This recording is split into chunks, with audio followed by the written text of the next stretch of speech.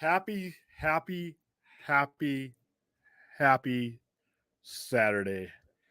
Happy AEW Double or Nothing, which I will be live in attendance Saturday, right here in Las Vegas from the T-Mobile Arena, which is not too far. I'm on the north end of the strip. It is on the south end of the strip, and I will be there live and in person, taking tons of pictures for our upcoming wrestling show.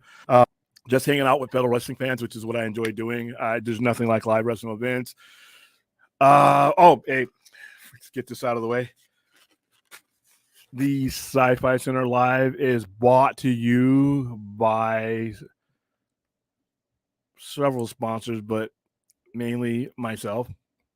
If you're ever in the area, Las Vegas area, come to 900 Liberace Avenue, inside the historic commercial center, right in the center of Las Vegas, Las Vegas Strip. www.thescificenter.com, or you can call me anytime, 702-900-GEEK, 702-900-4335. And also my other sponsor, as it is like pretty much every night I can get my hands on them, is Sister Kim's Kitchen, home of the loaded fries. And yep, because I deserve it. And it's Saturday, and I've had a long week, and it's not over yet. And loaded fries, they went all out today. All the other versions of this meal I've shown you guys has not weighed as much as this. This is the weight of a small newborn right here. Look at the shrimp. She gave me extra shrimp. I was the last customer of the day, and instead of throwing anything out, just put it on my plate. Look at that. I know across America right now you can smell the loaded fries. All right. Everyone who's watching this broadcast right now, there's no way you are out eating me tonight. I don't care what your heavy is. But if you're in Las Vegas, Nevada, stop by Sister Kim's Kitchen. They are in the same exact plaza that I am in. So if you come see me, they're downstairs. And if you come to me and tell me that you found me on YouTube, we're definitely going to stop whatever we're doing, and we're going to go down and we're going to grab some food, gain some weight. All right, so we got a lot to go over tonight. Big week. Saw The Flash on Monday. We're going to go over these bullshit box office projections that and to be honest with you, I don't know at what point people are going to stop using these publications and these outlets as the barometer for what they believe or don't believe. Most of the times they are not completely lying, but they're not really giving you enough of the truth, in my opinion, to make an informed decision. Be honest with you, that's not what they're for. If you're using a Hollywood Reporter to make an informed decision about anything, I can't help you. All right, I'm going to go ahead and play. Oh, by the way, can you guys hear me?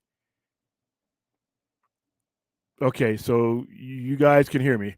All right, I'm going to bring in Dave because he was having some audio problems. Hopefully adding him to the stream will help. Can you hear me? Yeah, I can hear you now. All right, cool. All right, big week. As you can see from the thumbnail, we got a lot to go over. That's why I started at 9 instead of our usual 9:30 time. We got Star Trek to go over. We got Strange New Worlds, which is it's going to actually hit the same day the Flash hits. Thank goodness, Flash, and I won't have to do a midnight screening. I might see the Flash a few more times before it's all over with. I'm definitely going to be buying a ticket to the Flash. So, how's your week been? Have you been able to see the Flash yet, Thade? No, I didn't look out and get a streamer. I didn't look out and get a early this time, but I will probably see it when it comes out. I don't know. Yeah. Yeah, that's yeah. You can come in though. Say hi. So yeah, let me pull up this. Let me pull up this Hollywood Reporter article, which, like I said, I'm going to go ahead and read it and give it its due diligence. But I'm also going to bring up the Box Office Pro. Now, Box Office Pro, this is what they do. This is not somebody who's doing it for the purposes of, a headline or to get clicks. They're doing this because they provide this data to other forums. So let me go ahead and start out, and then first of all, let's say hi to the chat. Let's see. Let me get with RJ real quick because I see. Let's play devil advocate and say the Flash opens up to 100 million. What does that mean for the movie in a crowded June month? Its projections, like I said, the legitimate projections are anywhere between 85 and 100 million. So that would be right in the middle. It has watchability beyond that point. Because a movie can have all these movies can have a big opening weekend, but doesn't mean they're rewatchable. Judging from, and RJ, you've seen the movie. Judging from what I saw, the movie has a lot of rewatchability. You don't often get a movie that has something for several different crowds. Like usually when a movie hits, it hits on a specific demo, and that's it. That's where they make their money. I think The Flash is going to hit on several demographics, and that's the kind of movie that has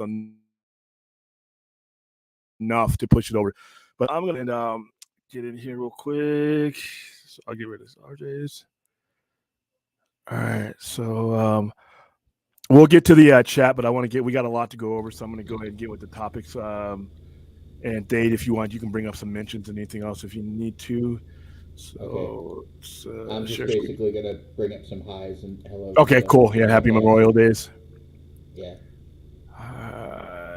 Let's see. Flash box office.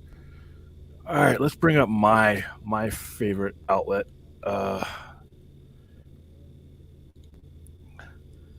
All right, can we see that? All right, so let's start with the Hollywood Reporter. All right, both DC's highly anticipated. Okay, let's start. Both DC's highly anticipated superhero pick, The Flash, and Pixar's Elemental, which I have no desire to see, but that's neither here nor there, have their work cut out for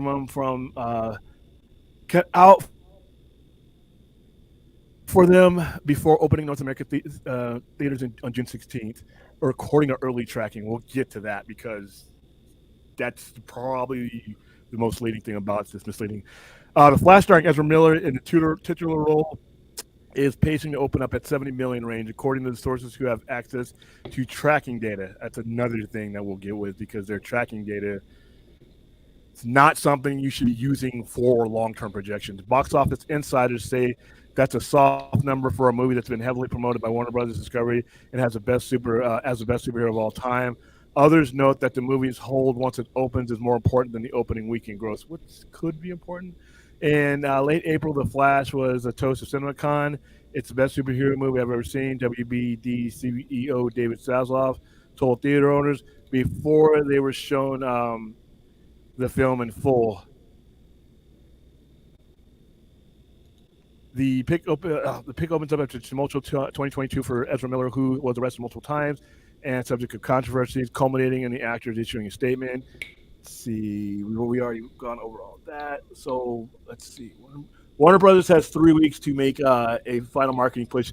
We just started our marketing push. We're part of that marketing push, and we don't even start our ticket push till next Thursday.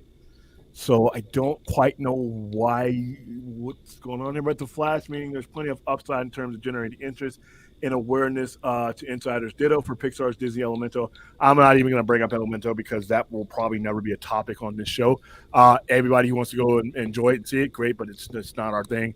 All right, so now we're going to get rid of that. And then I'm going to explain, because I did a little bit of research on my own on this, and then the people that we talk to, that we deal with, and we're going to stop that screen, and we're going to bring up Box Office Pro, which uses different criteria. And the reason why I say they're way more important, given my disdain for the Hollywood Reporter.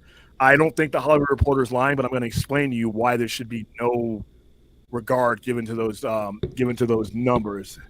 And now when you look at the I had it up here before. I had it up on my Twitter page too, because I posted it there.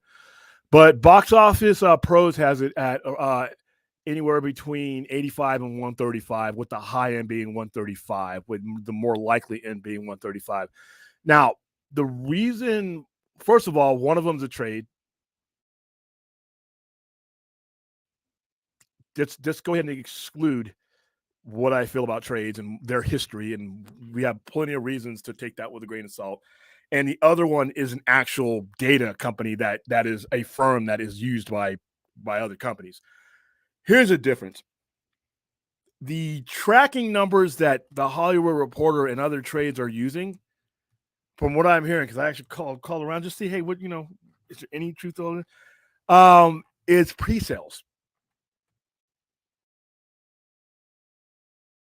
The majority of the trade guys are using that are telling you 70 million or more than likely pre-sales. Now, if that's the criteria they're using, then that conversation is over as far as projecting what the Flash could do opening weekend. And here's why. And here's why Box Office Pro's criteria means more to me. Box Office Pros is going on the intentions of going to the movies, going to the box office. And if you look at their history, their website is just as public as any history. Look up where they're hitting, where they've missed. They don't miss very often. They're using criteria based on who is most likely to go to the cinema, and they've matched those with past results as far as their polling samples. Now, yes, the people who have bought tickets right now can give you a barometer of what tickets have sold to this point. And if you try to project using that, I guess you could come up with some kind of number. But here's a problem, and it's a huge problem with that number and why it pretty much is bullshit.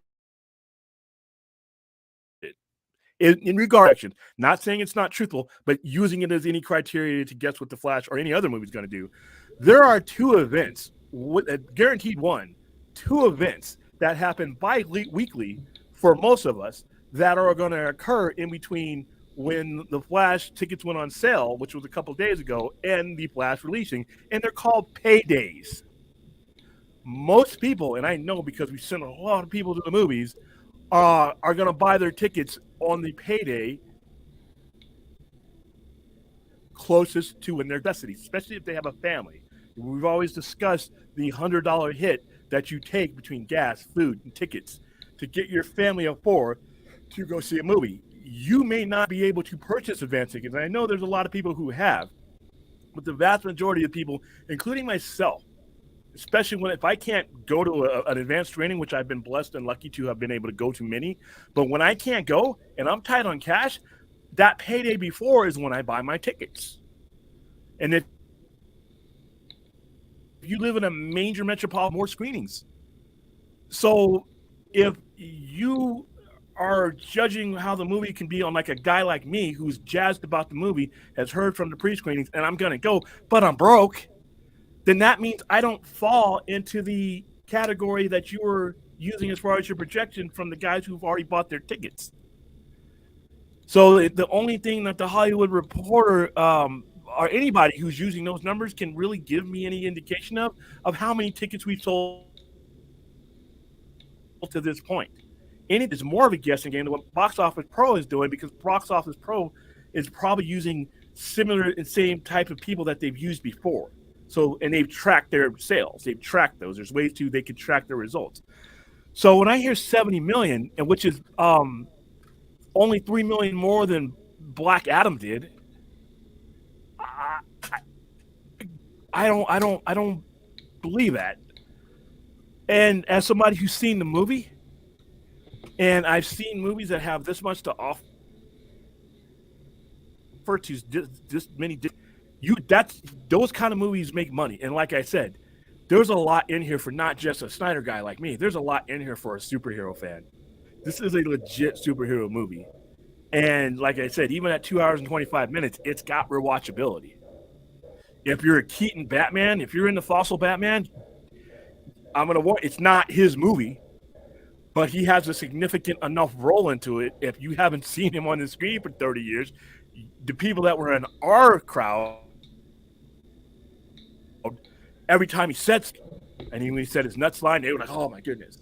When he said I'm Batman, it was like, oh, I mean, I thought, I thought the fluids were going to fly at me at that point. Is the way they acted. And like I said, for the portion that he's in the movie, I think he's in the movie enough for the people who are on the fence. If he brings them in, that's going to be a lot. That's significant.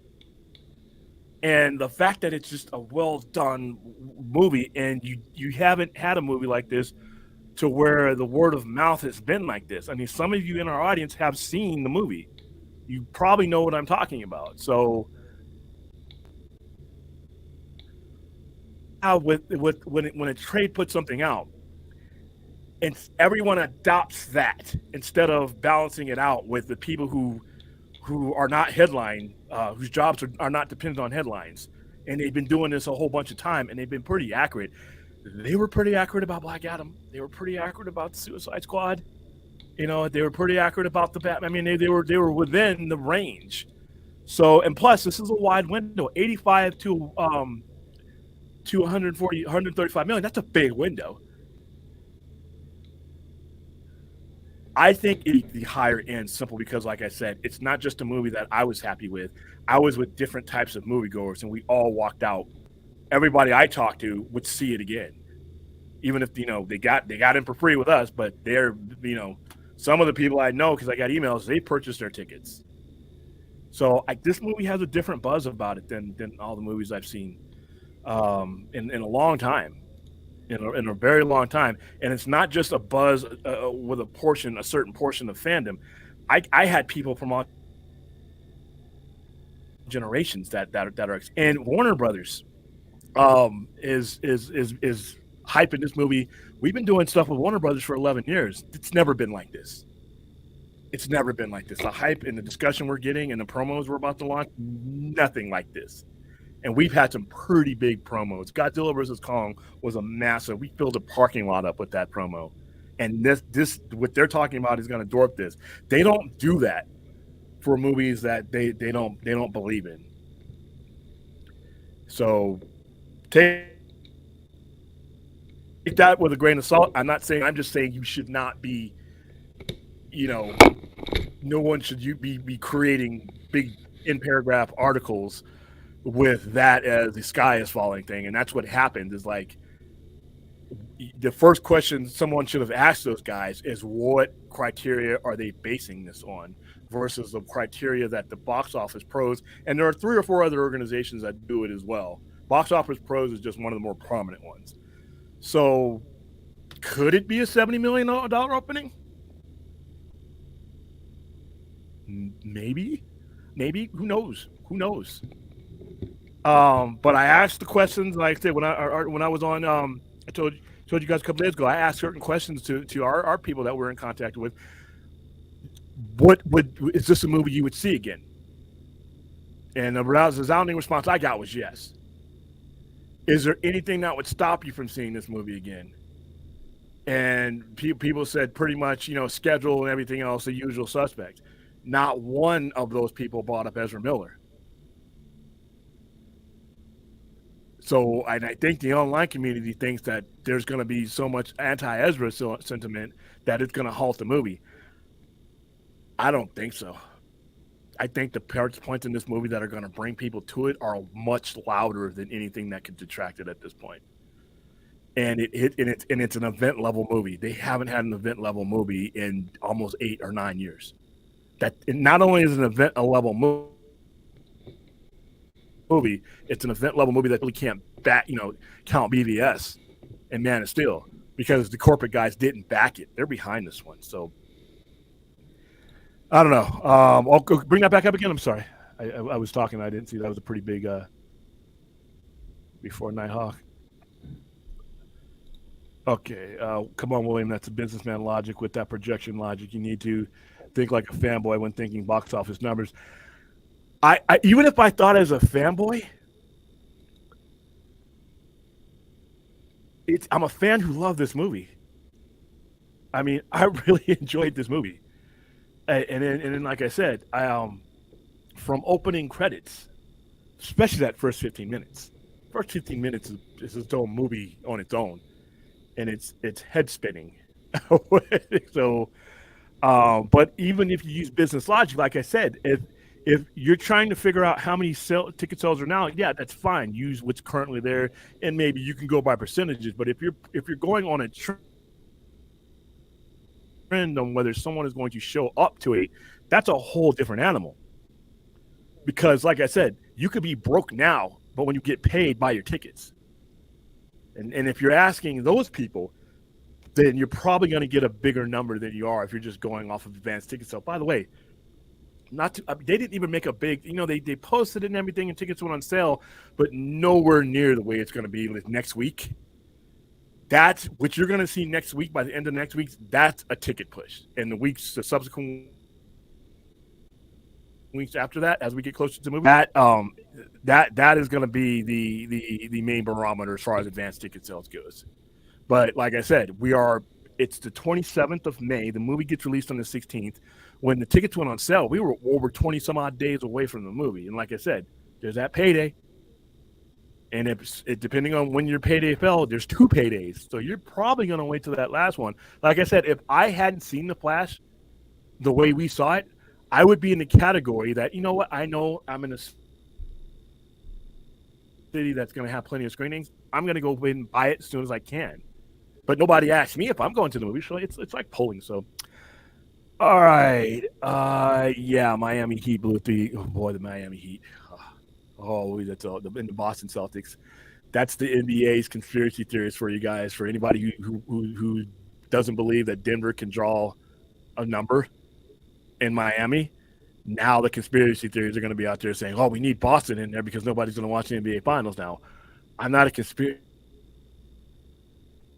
theory guy, but you know what? I got some foil around here. I might just have to put it on my head. So, yeah, nobody. I mean, listen, I understand that there's people out there who may care, but there's probably an overwhelming majority that don't, and that know about the situation and don't care. Because, like I've said before, it's the customer is not obligated to give a rat's ass about somebody's transgressions. If that were true, then there's a lot of celebrities that would have been, taking the gas pipe at this point. And it doesn't happen. People want to go out there, and if they want to know what goes on behind what you're showing them on that screen, they'll watch a reality show. And that's just the long and short of it. All right, let's go up and down the chat. Let's go a little bit further back because I know I talked a lot and I missed some people before you jump in. All right. Well, first of all, you are glitching bad. Oh, that's one thing. All right, hold on. Let me come out and go back again. I'll be right back.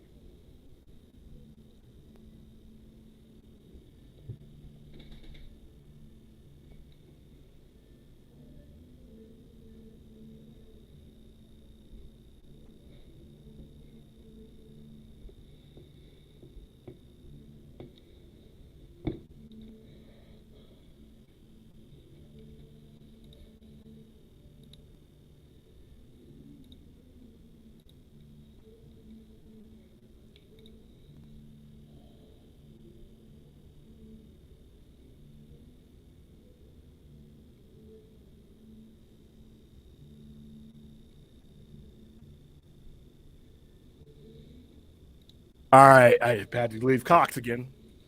I'm on my little hotspot now because Cox. So do I need to repeat everything I said, or was it? No, you got your point across. It's just all right, cool. In and out. All right, so I'm gonna go down. I'm gonna go down to the chat. All right. See here, how Jordan says Miami Heat blew a 3-0 lead. Now they're going to be the first team of the 4 that have come back. Or that'll let somebody come back and tie a series when up 3-0 to have to do it on the other team's home. Boston's the first team that has ever come back from a 3-0 deficit that can finish and lost because they were on someone else's floor. So it looks like I don't think Boston will lose that game, but like I said, they were down 0-3 to begin with, so anything can happen in the Game 7. I think whoever wins this series is probably going to be your NBA champions, and if it's the Boston Celtics, as a Laker fan, that is going to make me sick to my stomach, but it is what it is. Oh, well. All right, next one. All right. Hey, if Flash went back in time in Justice League after the Mother Box blew up, wouldn't that have created a new timeline? Possibly.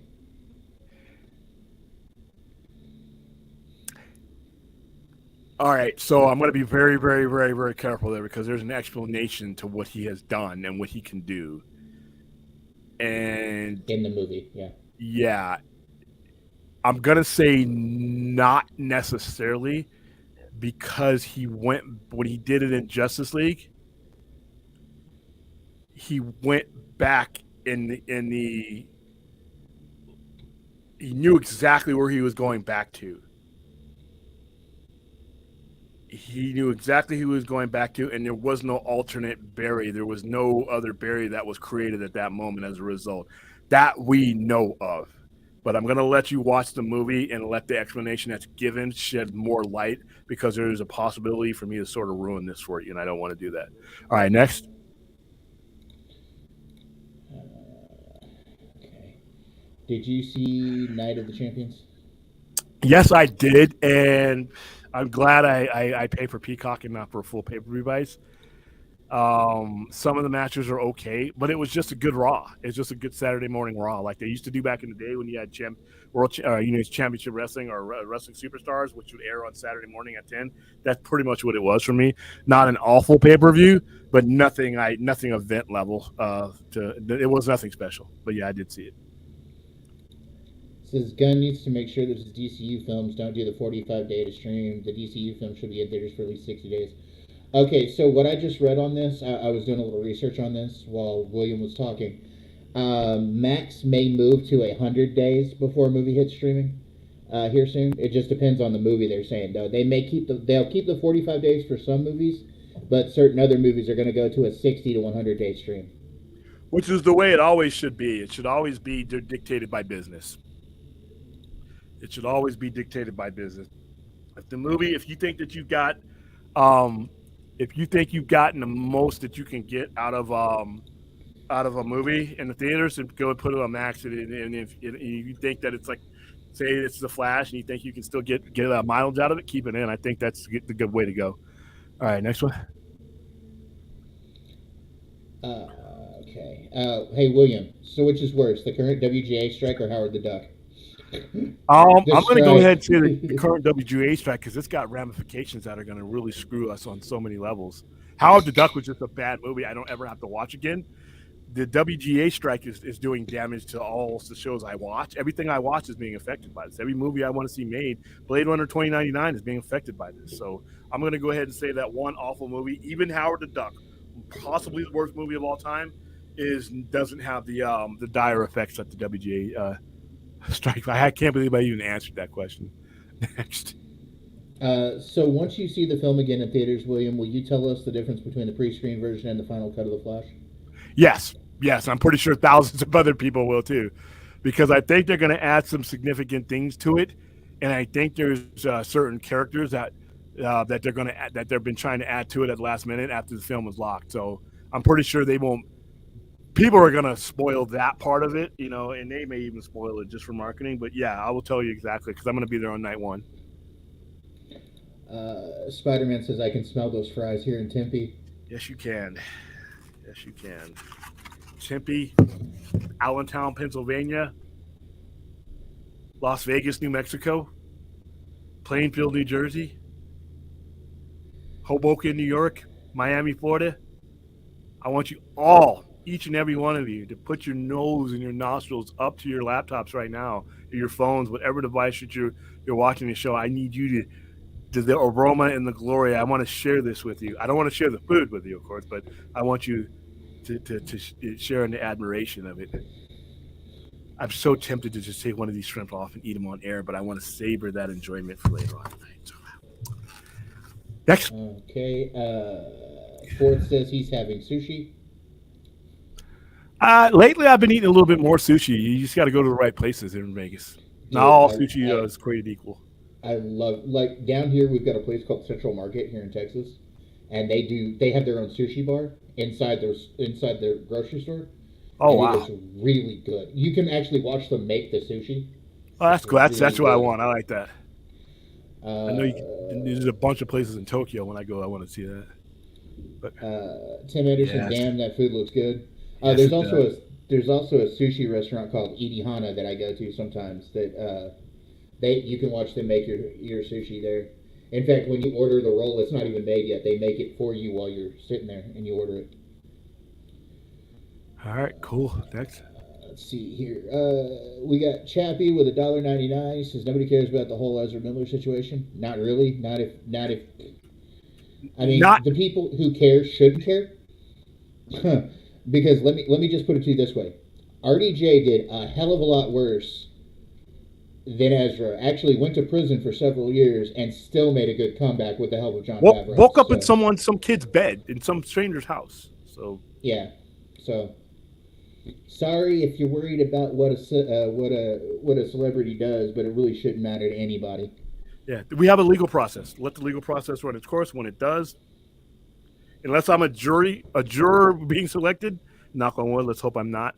Then I'm here for the stuff he puts on the screen.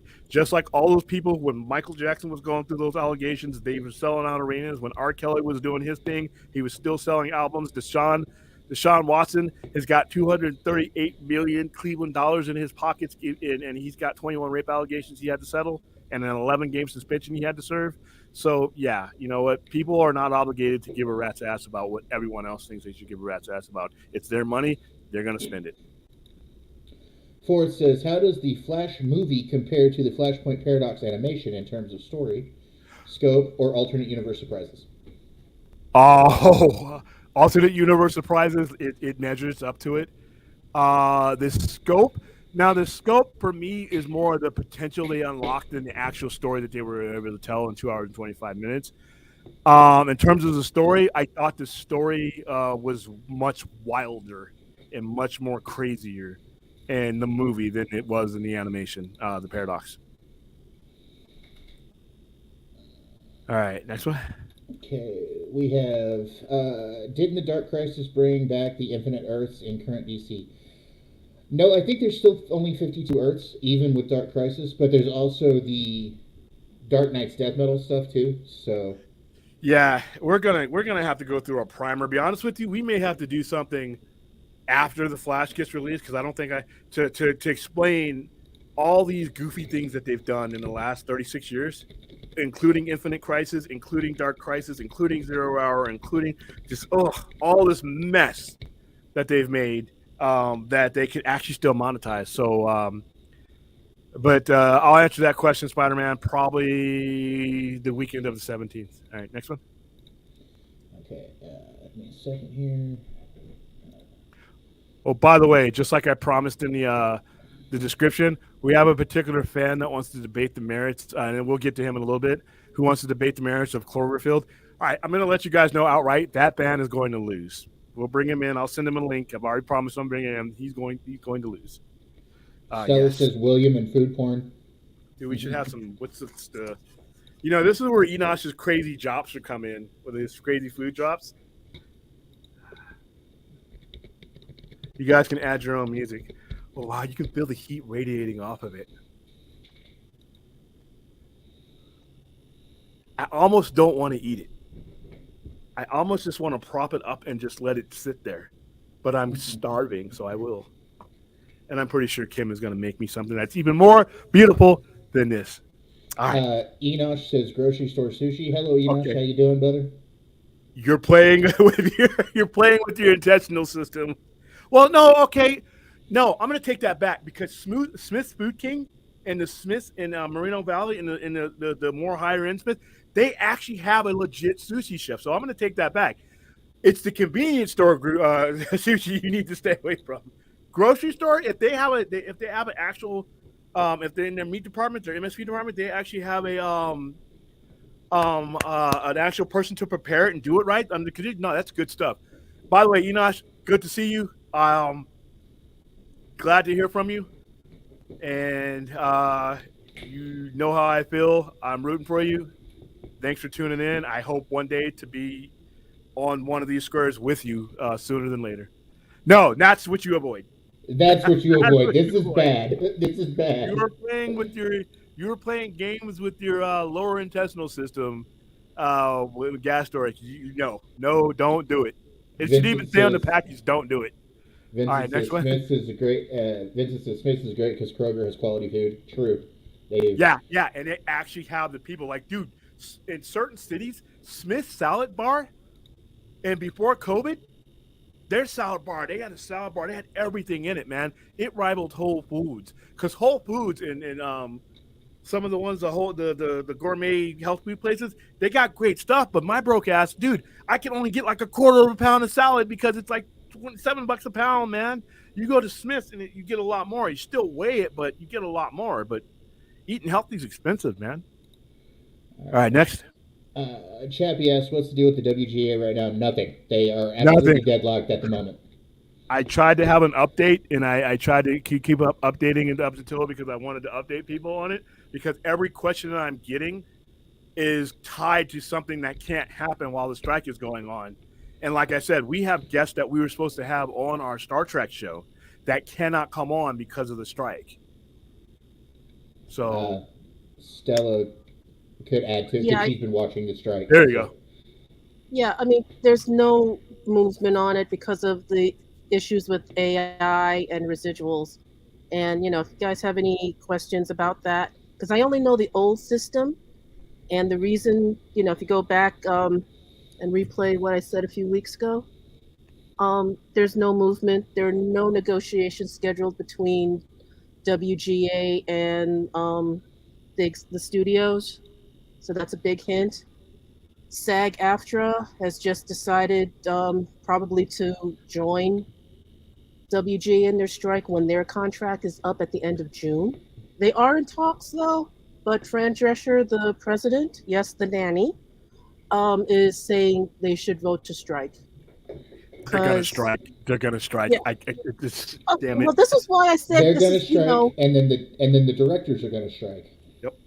Yeah, because, like I said, guys, it's all about residuals and money. There's plenty of money to go around, and because of this particular group that I'm, you know, in our chat, you know, we've talked ourselves blue in the face about Zack Snyder's Justice League, and we all know that HBO Max, Warner Brothers are still hiding the data from how much that movie was streamed.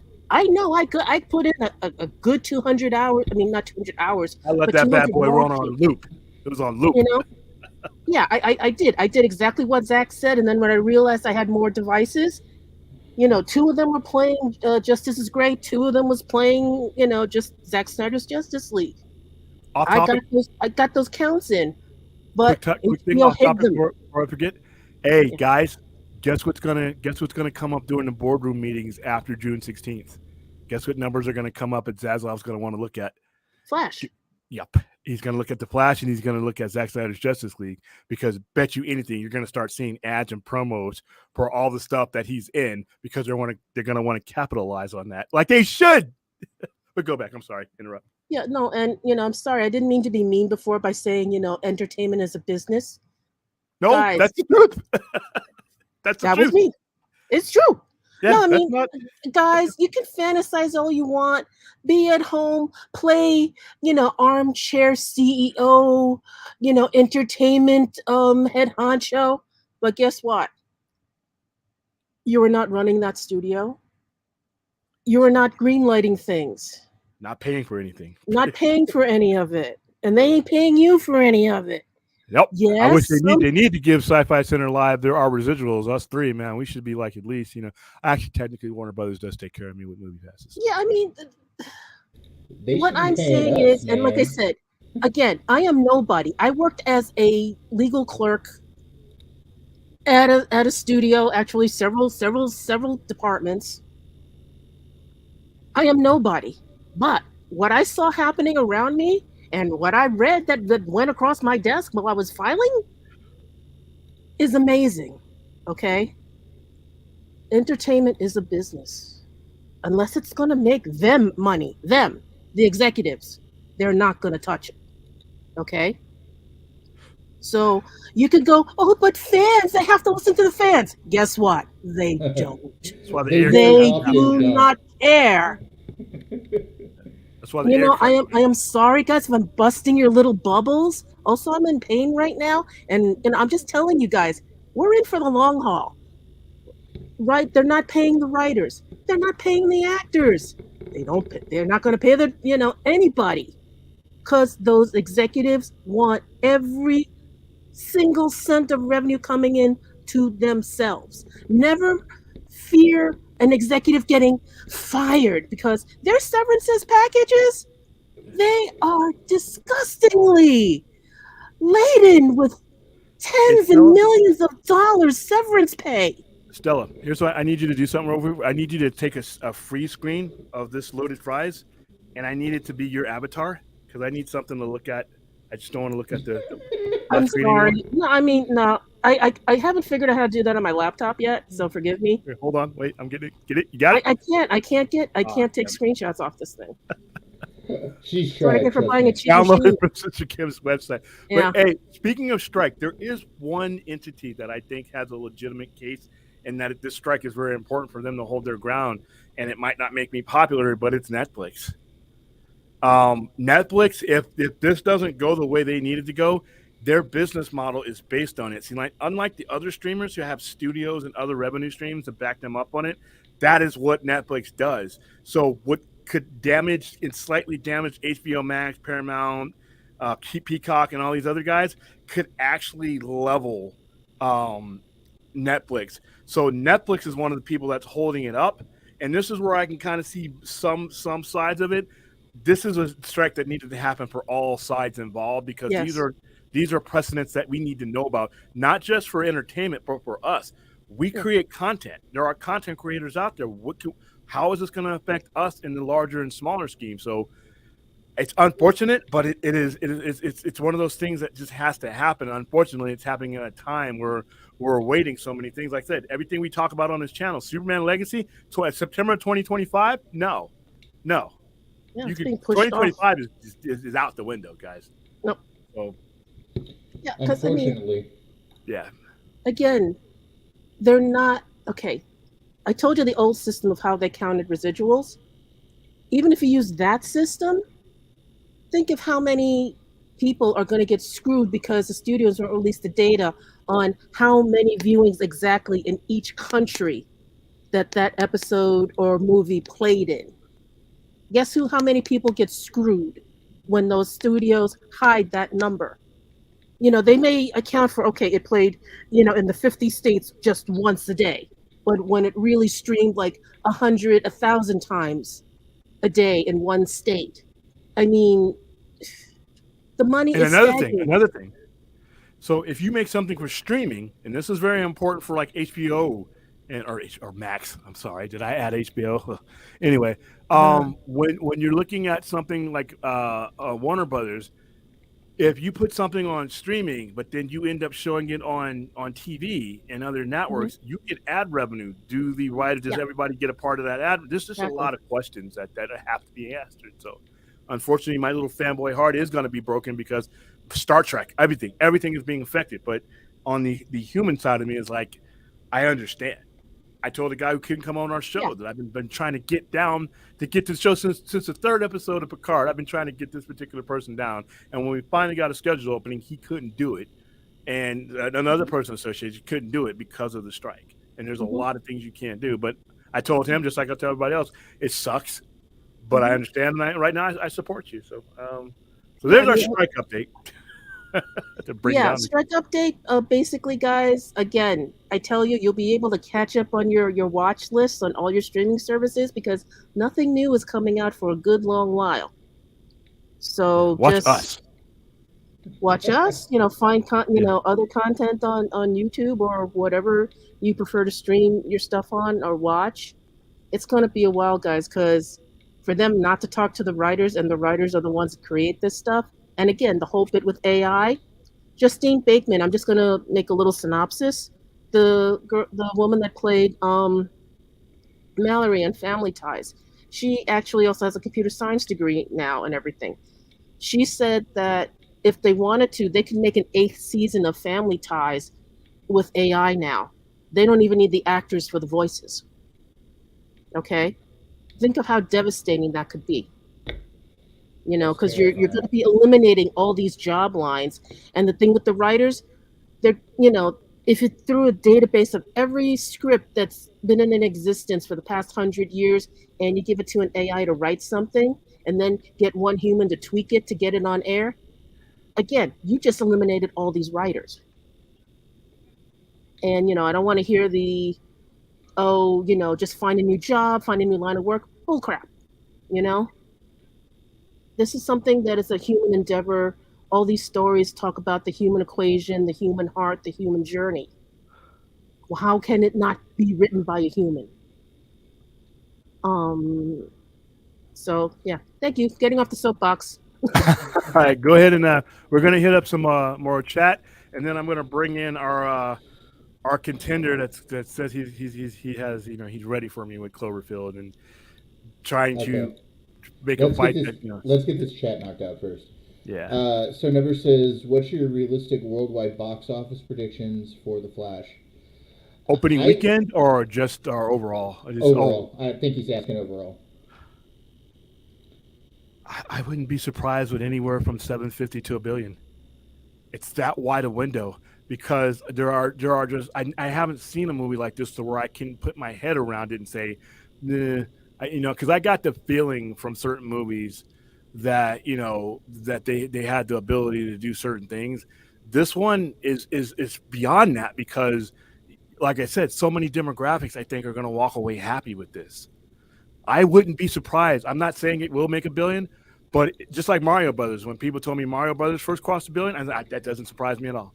So I would not be surprised with the high 700 million to $1 billion. What do you think? I would say anywhere from 850 million to $1 billion. This movie's going to have hype, guys. It's got the nostalgia hype with having Keaton in it. Another and by the way, he's great in it. He's just not. Listen, I will tell people right now that it's still an Ezra Miller movie. No one outshines Ezra Miller in this movie. The closest thing you come to being outshined is by another Ezra Miller because there's two of them in here, two different Flashes, and that's not a spoiler. But Michael Keaton, when he is on screen, he is every bit the Batman people are going to remember. I'm sure he chews up the scenes. I mean, it's inevitable. But even some of the other cameos I've heard in this movie. Be careful. I'm not going to say anything. I almost slipped up the other night. I got onto somebody on Twitter, so I'm definitely not going to spoil anything. But look, some of these cameos, man, some of the things is stuff we've never seen before, and that's that have a lot of interest. So yeah, this movie's going to make some money. Yeah. Regardless of the Ezra Miller thing, regardless of what's going on with WBD, this movie's going to make some money. And it's going to be something that Zaslav's going to eventually have to think about. Now, do I think this is... Cameos? It underscores, and I cannot wait to talk to you guys about this once you've all seen it. The cameos underscore what I think DC should be doing from this point out and exploiting everything that's ever been. And I'll leave it at that. The only thing I have to ask is this, and this is not going to spoil anything, but does this make the Elseworlds thing that Gunn wants to do more relevant? Yes. I think that's why he loves this. This movie, and without spoiling it, because I've used this on other things, and I know the way this movie sets up, is executed, and is left, anybody could do anything they wanted to going forward. There's nothing that's off the table. This movie is that bonkers. It opens up the possibilities for everything anyone could want to do. And I think that's why James Gunn looks at it like a big platter, because he can engineer what he's doing from what happens in this movie and not do anything to anything that happened before. So, and like I said, there's an explanation of what the way time works in this movie. That is probably one of the better explanations I've ever seen. I don't know if I 100% agree with it because I'm not a quantum physicist, but somebody gives an explanation of time, which is nobody who's in to say it in the chat if you've already seen it, which I thought was mind blowing, and I'm like, wow, this 10 seconds that this particular person just used to explain time just opened up the potential for DC to make a lot of money if they exploit it. That's where I'm at with this movie. That's good. I like how that sounds. This next question, I'm not sure we're going to be able to answer because it might jump into spoiler territory. So when I show it, sorry if we cannot answer your question, JR server. Talking about the first 15 minutes of Flash, it sounds almost like a mini sequel of sorts to ZSJL. Does it sound like an accurate reading of it? Unfortunately, he can be as unspoilery as he wants to be, but the entire movie is honors everything that Zack Snyder worked on. When you go to see this movie, not just the first 15 minutes are absolutely what the hell, but the rest of the movie is in the spirit of what Zack Snyder built. All the characters that you see and that you've seen before are you feel like you're meeting your old friends. Done in the way Andy Muschietti can do it. It's an Andy Muschietti film. But just like I've always said, Zack Snyder did the work well enough to where other talented directors can pick it up and keep the DNA of his characters, and that's done here. That Ezra Millers that are in this movie are the ones that were in the Flash, or in Justice League. More so Zack Snyder's Justice League than anything. I felt that this movie was it was a carryover because the main character, kept his same aura that you see him in the last time you saw him. So I was let's see if I can. I don't want to be too vague. Yeah, but you also don't want to get too much information either. I'm just going to leave it at that. The characters, the recognizable characters from Zack Snyder's stuff are recognizable to the point where they carry the spirit of those characters, and that includes the Flash. So, in my opinion, yeah. All right, hold on for a second. Take some of the chat real quick. I got. My mom just called me. All right. I'll be right back. Hello. Hello. Okay. Let's see here. In BVS, it shows Flash going back in time to warn Bruce of Darkseid's final crisis involving the multiverse. Does the Flash film touch upon that, or does it retcon it? I'm going to save that one from William. Yeah, that one's saved. That one for William. Same here. I don't care either. David O. Russell is another very controversial person and a bit of a jerk, but he made some fantastic movies, and that guy still makes movies. Yeah, it's true. I mean, this goes back to the Ezra Miller thing. I mean, you're gonna run into this with, and a lot of Chappie's things talk about this guy, but like, you're gonna run into this. Keep in mind, celebrities are human too, and they make mistakes just like everybody else, and that's where we go with that. Yeah, I mean when anyone complains about Ezra Miller, to me, it's just like, okay, what type of shallow jealousy is going on here? Because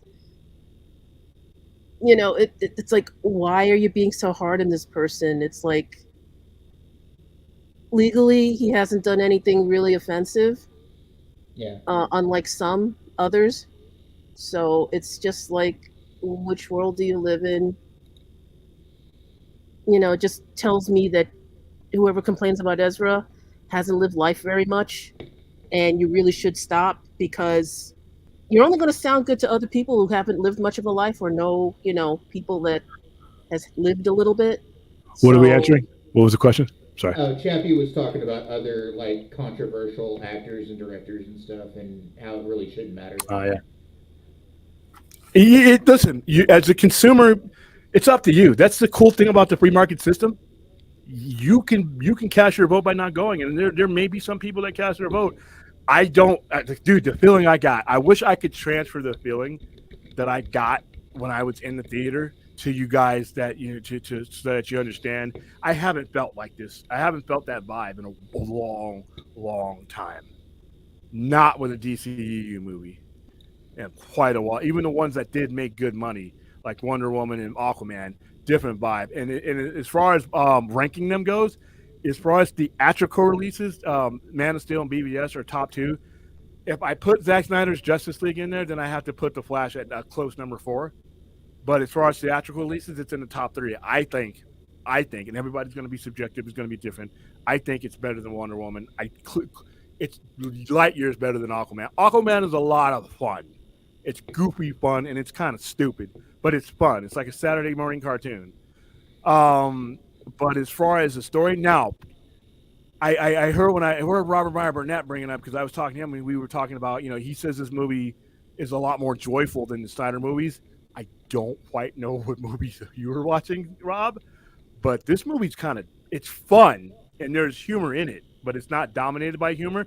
The subject matter is very dark. It's people not being able to deal with grief and trying to change things. And I love, and this is not spoiler because Ben Affleck, you hear him say, these scars we have, they're not meant to be healed. And that movie resonates through the whole 2 hours and 25 minutes. That is, and Flashpoint in general. I thought this movie, and be honest with you, told a less convoluted and complicated Flashpoint story than the story that Flashpoint told. As you know, if you listen to the meme on any measure, I cannot stand Flashpoint. I thought Flashpoint was one of the 3 dumbest things that DC Comics ever did. 0 Hour and Crisis being the other 2. Now, notwithstanding you guys being entertained by the stories that they produced and the quality of the stories, that's not what I'm talking about. I'm talking about the damage, the long-term damage that they did to their brand with those stories. So, but it does a better job of it. So, all right, I'm back from talking to my mom. So let me know where we're at with the chat. I'm going to go ahead and send the link and to our contender here. Okay, Stella, this question's for you if you want to hop back up here. It says here, this one's for Stella. If an actor's voice and appearance is used without their express permission, couldn't that studio be sued? Yes, to death. That's why. Because even with AI, they'll alter it slightly, saying, "Oh, that isn't you." And like I said, forgive me. I had some good bosses, but some studio executives, they don't give a crap about anyone but themselves. They want all the money, all the revenue, all the profit.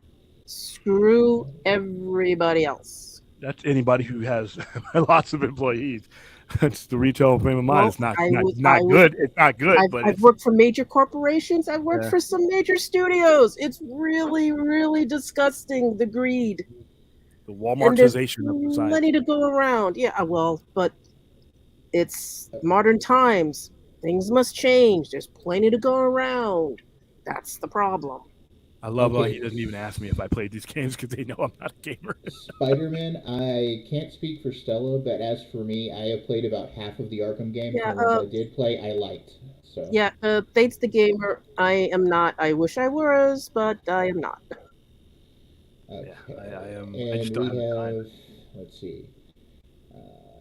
I'm going to get this super chat out, and then we can go and do the thing with the other person, and then we'll have questions. Okay. He hasn't popped in yet. I just sent him the link, so we got a little bit of time. Go ahead, hit the super chat. We got a super chat from Chappie here for $1.99. Thank you, Chappie. Says, thoughts on David Zaslav getting booed on stage at the college thing? I think it's funny. He earned it. He earned the booze. Yeah. I'm saying. He's a greasy corporate executive piece of shit. So I had a lot of hope for him too. And it's I told you, it's like, William, why do you think I was a little concerned when I asked you what's the relationship between Zaslav and Emmerich? The whole fact that Emmerich was retained, I was like, oh no. But Emmerich has here's the thing though, even as much as uncomfortable as Zaslav is making me now, Emmerich, Sarnoff, Tishihara, and all those guys took a $74 billion company and made it a $43 billion one. So I don't know if Zaslav can quite outdo them because he doesn't have another $40 billion to shave off the company for one. Yeah. Not everything he's done is boneheaded. Everything he did was. Yeah, well, again, it's the small fish buying the big fish, and in this case, the small fish still has a small brain. Wow. I'm sorry. It's like again, I was hopeful, and it's just he still has time. Yeah, I know, but what is happening, and the whole fact that he hasn't cleaned house like we were hoping for. Well, he's gotten he retained Emmerich, which is my thing. When you want to clean house, you get rid of everything that wasn't working for you. And the whole fact that Emmerich had there's nobody you can get. I mean, Jeff Johns is around, but he's not involved in DC films. You know. No, they moved Jeff Johns back to DC Comics, which is good. Yeah, under Jim Lee. Under Jim Lee. Yeah. So. Goodness. Speaking of Flashpoint being a long-term disaster, that's a Jeff Johns story, and that mofo was just about to do it with Doomsday Clock. I will never be able to prove it, but I know I saw where that story was going. Dude, Jeff and Johns did that. That was Jeff Johns' fault. Doomsday Clock was Jeff Johns' fault. He was about to use Dr. Manhattan to reset the universe again and kill my comic book sales again. So thank you, everybody who rose up against him and stopped that nonsense. Oh, forgive me for doing this just really quick. Vince, maybe keep guess the what? janitors. The janitors are union. Yeah, they got the janitors are union. When they struck, the janitors that took care of our offices was like, sorry guys, we got to strike. I'm like, no, we understand. We'll tidy up after ourselves, and we know where the garbage dump is. So. All right, I'm gonna get through a couple more of these just really quick because they're more statements than questions. Spider-Man says, "Eat your food, William. 3 hours plus to wait to eat is ridiculous." Yeah, but I gotta go sit in the throne with the air conditioner on. Tony says this writer's strike isn't going to end for about a year from now, probably. Oh, don't say that, dude. We don't want it to. I mean, it was bad enough when it lasts 6 months. Man, but the 3 months was agonizing. A year? I gotta watch the Kardashians and Pimple Popper for a year? Yep. He says if the directors go on strike, over the Kardashians, though. He says if the directors go on strike, that would be crazy. Yeah. Yeah, I mean, but it's solidarity, guys. They're all going to go on. Yeah, guys, they're all, pulling for each other because they know they're getting screwed with the residuals. The studios will not release. Like I said, it was bad enough with just Zack Snyder's Justice League not knowing the numbers and whether bad or good. It must have been good because they didn't want to prove that Zack Snyder had that type of pull. Okay, and that's the whole thing. There's plenty of money to go around. There's no reason why the actors, writers, directors can't get their due. And the producers are actually part of the studio, even though they are a separate guild, I think, to a degree. I never went that far. But, plenty of other movies to watch. Matter of fact, do your best to watch older stuff and give the revenue to these people. I just rewatched Sons of Anarchy and saw some stuff that I didn't see the first run through of that show. I have more of a respect for that show than I originally did. Also, the spin-off show Mayans is really good, and they're just now finishing their 5th season. So yeah, I just started watching. Yeah, I started watching Star Trek the original series again, and I didn't realize how much they re-edited some scenes. Oh yeah, we were watching. Stella and I were watching the 4Ks of the Star Trek TOS, the original series.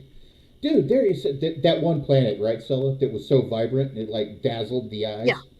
Yeah, they stuck in extra scenes to like fill in the story, some more visual things. Because at one point, back in the old days when I lived back in New York City, and WPIX would cut up the series, but they wouldn't cut up the intro. I could actually identify all existing 72, 76 episodes within the first 3 seconds of the opening shot. I can't do that anymore because they changed them all.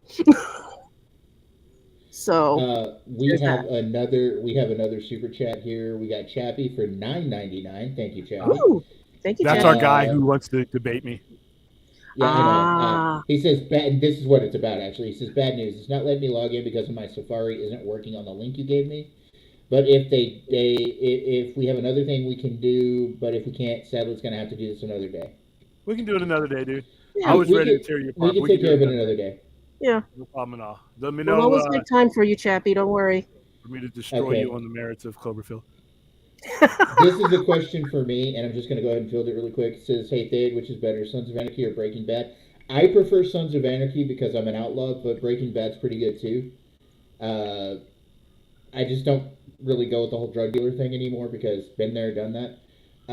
But anyway, Sons of Anarchy is my decision on that. Okay, let's run through some. Let's finish this question load I've got here. Then Vince says there's no reason to stress over the strike as a fan because there's nothing we can do about it, and he's absolutely freaking right. There is nothing we can do about it. Yeah. He also says another good thing here. He says most fans don't realize most writers and actors aren't multimillionaires. And this is something I want to stress to our chat and to our public, our audience. You guys don't you guys just see the A-listers and that's all you think that works in Hollywood? There's such a thing as called working actors. Working actors sometimes barely make a living wage. Yeah, or they're even called character actors, and character actors, working actors, or background actors, as a lot of people want to be called, that are actually members of the union but haven't gotten any speaking lines. Continue. But these actors. I mean, like, look, I did this for a little bit, and you may get paid a little bit, but you're not going to get paid a great deal. Yeah. just doing walk-on parts, or you may have one line in a Law and Order episode, or and you may get $200 for that part. You may get more than that. It just depends on how important you are to the part. But like 85% of the actors in Hollywood are not A-listers. They are working actors. Mm-hmm. And when they don't make the money they deserve, then they're just as bad as us, man. They're living paycheck to paycheck too. Yeah, they're working at Walmart. That goes for the makeup artists. I mean, I knew a great many actors that were also working waitressing jobs, and it's hard out there. So not every actor is an A-lister. Yeah. And that's something our audience needs to understand. I hear this all the time, and I'm sorry, guys, I'm ranting, but it frustrates the hell out of me when people go, "Oh, well, boo-hoo, I've got no sympathy for somebody who makes $1 million." Well, you know what? Only about 15% of them make more than a couple thousand at best. Mm-hmm. So you guys need to have a little bit more sympathy for people that are actually working in the trenches just as much as you are. Just saying. Yeah. Rant over. Sorry about that, guys. No, that's fine, because I agree. It's, again, sorry guys, when I see people complaining on social media, it's like they think they're being, God, just stuck up about what they know, and I'm like, no, you really don't know anything about the industry, and and it shows. But people who don't know even less think they know something, and it's like, no, you're giving and getting bad information. Stop it. There's another part to it, though. Another part to and not only are a lot of people informed, in which you are 100% right, but in the last 25 to 40 years, the term and the union itself has been derided and devalued, and we fell. What has happened is, back when I was growing up, you could be a C student and still make a 6-figure salary because you had a skill, you had a trade. And what the country, and this is not a political thing, this is an economics thing. For the previous 50 years to that point, you basically were told to go to school, contribute to society. And even if you didn't go into college, you would be putting the next generation into college, and there would still be a place for you. But now what's happened is you have people that have done that. They've gone to the schools, they've gone to the classes. Many of them have gone and even gotten degrees. And now the people who told you to do that don't want to pay you what that accumulation is worth. And what unions did is unions represented that pendulum being swung in the other way.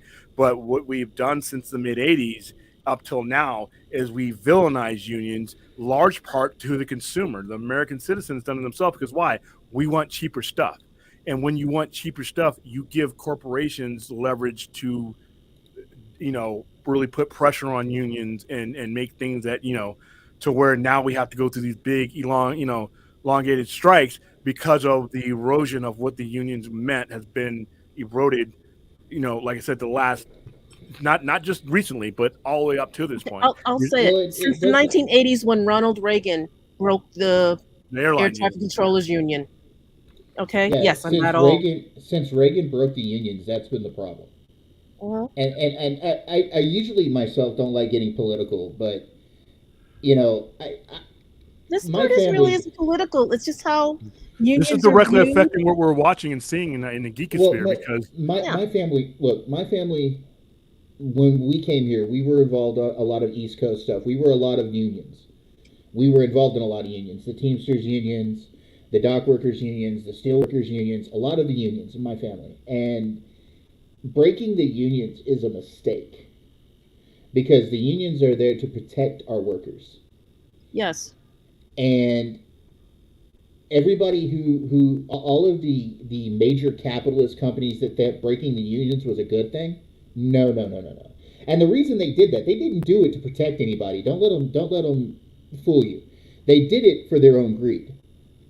Because the corporations wanted to make more money and wanted to be able to abuse their employees. Yeah, because when I was working at Macy's, I had to join the union automatically. So that's how I know. Back in those days, back in the 80s, the manager got taken into HR because they were out of control. They were acting in an authoritarian fascist manner and, was humiliating their workers. Yeah. The only thing now that workers have is labor law protecting them. But by that point, the companies have already found ways to get rid of the people that don't agree with them. That's when they start cutting your hours and docking you for every little stupid thing. Right to work states. That's an anti-union thing. Dude, I live in a right to work state. I'm in Texas. I live in a right to work state. It sucks. And the problem is like I said, the collective bargaining in which you're seeing it right now, and that's why it's a shock to the system for most people, because you're seeing more about the collective bargaining that goes along than a lot of people have seen in a long time, because unions in general have been devalued and they've lost a lot of power. Now you are understanding, where it affects the everyman. It actually affects the supply chain. Even if you're not a union supporter, these things affect supply chains. It affects everything. It affects migrant workers. That's why you have such a hard time with immigration reform, because a lot of that is built into the economy. We have a certain level of supply chain jobs that average Americans can't afford to take certain wages to do. So if we don't have that type of reform in place, then you have an economical downturn. So it's a big dynamic that is like Jenga, and as fans, we don't necessarily got two of them there. Oops.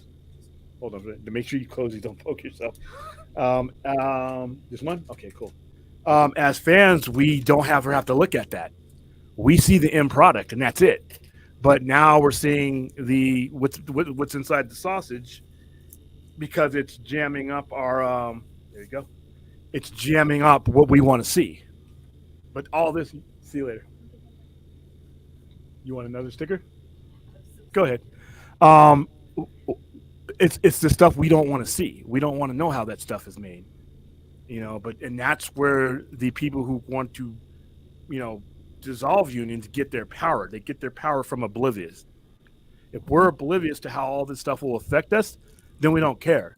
But when the strikes happen, all the lineage to all the awful things that we have to wait for or do without, they're laid bare. And you realize that there are real people attached to it. These writers are just like whatever job you do when you watch, when you're not watching the show, that is a job for them. Whatever you do to pay your bills, that's how they pay their bills. That is what their worth is. Your job and what you use to make money, that is as much part of your self-worth as anything else. And that's where now we're seeing this now. But it's important, because we don't want strikes all the time, but when they happen, it can't just be a worker thing. It has to be the people who are benefiting from the supply of whatever that the strikers are delivering. Yeah, because I follow Jerry Ryan, the woman that plays 7 of 9 on Star Trek, on Twitter and on Instagram. Stalker. Yeah, she actually said that the contracts that they have are, using practices that are, 20, 30 years old. And I was like wondering about that, because I'm like, how the hell did this escape the last round of, contract negotiations? They're supposed to, review them like every 3 to 4 years. And I don't know how the last big strike happened, how the last one went, how this escaped that.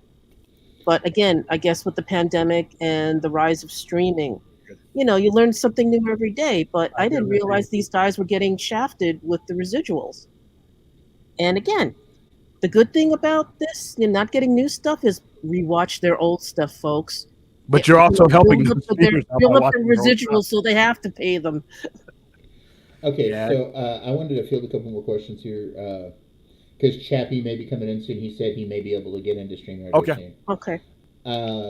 Last American Outlaw says, so I have a question. I'm hoping to get some help with I want to get my 2 X-Men comics I was given as a Christmas gift when I was 12. I have the first 2 X-Men comics from the 60s. He has apparently X-Men number 1 and 2. He wanted to know where he can get them, encased in the slabs. There are there are actually 3 companies. The two most important though are CGC and CBCS. But it will cost you to get them encased. Since you're only sending in a couple, it shouldn't be too bad. But you'll need to go to CBCS or CGC's websites. You're gonna have another pickle. Yes. In fact, Manja. Stick with those 2, by the way. I know there are other people out there, but given the nature of your comics, having those 2 do it adds value to your comimics. Yeah. So CGC, I would go with CGC before CGBS. Go with CGC, and I'm going to try to get you their website just real quick. Hold on. Yeah, is you're going to add value, and depending on what condition they're currently in, you got to remember those comics. There were no comic book stores at that era. There were no bags and boards in that era. So you want to get on that, and then, like I said, CGC, and they'll grade it for you too. I think they'll grade it for you as well. Yeah, CGC will grade it for you. CGC will grade it for you, and they will also give you some idea of what they're worth. But the most that you're going to get, the easiest way to find out what your comics are worth is go to. There's a couple of auction sites that'll tell you that you can watch. Just type into your search bar comic auctions. There's a couple that you can watch that will give you that information, and that'll show you somewhat. Because remember, your comics are only worth what you can get for them. Okay, and they'll give you some idea of where you can start a bidding for them, or where how you can find out what they're worth. But let me see if I can find you the CGC website, and I will try to get it put in the chat. Give me a second.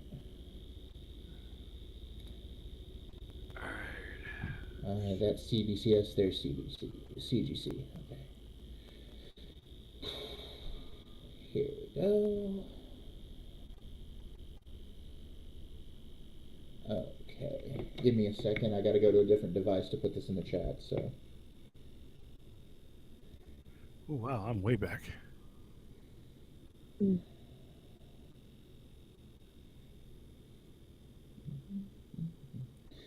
We'll get to those in a second. Hold on. Okay. GoCollect.com is CGC. Jeebus, to answer your question, does the world need Superman? If you want to make any money, yeah. Does the world need a Superman? No. Yeah.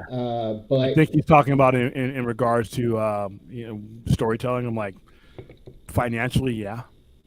The same way they need Batman.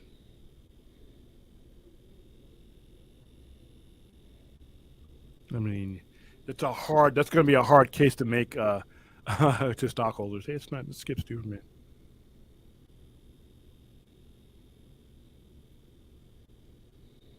Why is that not working? Anyway, there you go, Less American Outlaw. It's www.gocollect.com. That's CBC or CGC. You can see there. They'll give you the price guides. They'll show you pricing for what it's going to cost to slab your comics. They'll grade your comics, and they'll let you know. They also do things like video game slabs. They do all sorts of stuff for your collectibles. So go have a look at gocollect.com. All right. In a little bit, we'll play the Star Trek Strange New Worlds trailer and talk about that for a little bit. All right. So what have we showed so far? Okay. Vince says, are we talking S&W? Yes, we are going to show the trailer and talk about, we're going to break that trailer down. Yeah, and I'm going to drop a link as promised into the chat here after we play the trailer so we'll talk to you guys for a little bit. Some of you I don't want to talk to, but I want to be, no, I'm just kidding. Tim Anderson, William is going to do illegal things to that food, LOL. Just for you saying that, I'm gonna keep showing it to you just to make sure that you guys can see this is not an American Pie thing. It's still intact, and I have no plans on doing anything but devouring this food. All right, now this is going to be 3 different comments, but it's all from the same guy, and it's all the same topic. He starts out with saying, every actor, singer, writer, voice talent are artists. When they create or participate in something, it's like when I make a painting and sell it. Exactly. I have the right to arrange payment from its use unless I sell them that right outright. The industry won't allow them to have that right to their works. Exactly. Tug of war. And like Stella said, future shows can use your image, likeness, and voice from what they already paid you. That must change. And he is absolutely correct in all 3 of those messages. He is absolutely correct. You can be immortalized because you'll be dead and they'll still be using your shit. Yeah, because I mean, they could bring back artists, actors that have passed away. My all-time favorite was Alec Guinness. They could probably go back and redo Gladiator and do a better Oliver Reed. That would be sad. But that's the sad thing. I mean, it would be nice, yes, because the quality of acting. Oh, of course, Laurence Olivier, one of the greatest actors that ever lived. But I don't know if I want to see them remade and animated in AI. I don't know. I like old black and white films. I like the old stuff. I have no problems watching things in black and white and seeing how stories were told, in the early, 1940s and onward. Stella, can you do me a favor? Yeah. Can you go ahead and drop my Twitter into the comments, into the chat?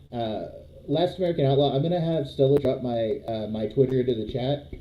Go ahead and hit me up on Twitter. I will help you with getting your comic stuff looked at because it's one of my interests. So, and I know some people. So go ahead and once she drops my Twitter, go ahead and hit me up. Last American Outlaw. Yeah, in there. Hold on.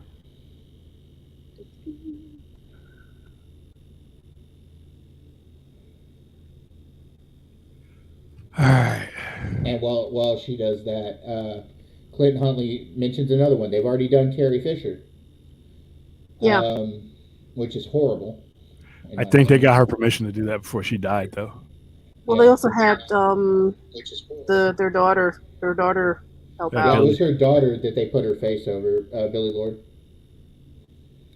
Yeah, not a problem, Last American Outlaw. Just like I said, hit me up on Twitter once she drops that, and we'll talk about it when I get some time later, okay? Guys, make sure you hit the like and subscribe to both Enosh's channel, Point Extra Lounge, and my channel. We got 30 of us in here, so make sure we get 30 likes. It helps out. All right, next one. Okay, so next thing is Rational Skeptic said a while ago, in BVS shows Flash going back in time to warn Bruce of Darkseid's final crisis involving the multiverse. Does the Flash film touch upon that, or does it retcon it? I'm not going to answer that. Sorry. Okay. Not today, Rational. I can't answer that today. All right, next one. All right, the next thing is, if Andy Muschietti directs a Justice League movie, are you confident that he'll produce a good product? Absolutely. Absolutely. There's no question. And when you see the Flash, if you're being honest, when you see the Flash, you'll agree. The only people that are not going to enjoy this movie are people who don't allow themselves to enjoy this movie. Chappie real quick says, can you try to do it tomorrow or next Saturday? The Cloverfield thing. Yeah, we're good, sure. Chappie. It's only going to take me 5 minutes to dismantle your argument. So yeah, anytime you want. The confidence. Oh. Hal Jordan asks, William, when was the last time you felt this good or confident about you feel about the Flash? How long has it been since you felt confident about a movie like you do the Flash? When in regards to quality and box office. Yeah, that's what he's talking about. No Way Home. No Way Home for me. But see, going into No Way Home with the hype around No Way Home, I knew because everyone knew that those 3 were going to be in the movie, and Sony wasn't even trying to legitimately hide it. But as far as the hype and the quality matching the hype, that's the No Way Home has been the last one. and No Way Home it's been few and far between. Out of all the movies I say I felt that way, this one and No Way Home has been the last two in maybe like 7 or 8 years. Okay.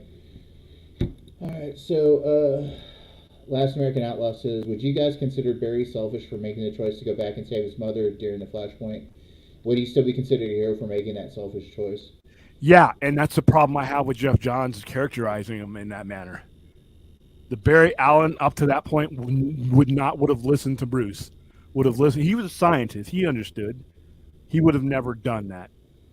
And he's lost. Barry Allen and all these superheroes have lost people throughout their lives, and he's been without his mother that entire time.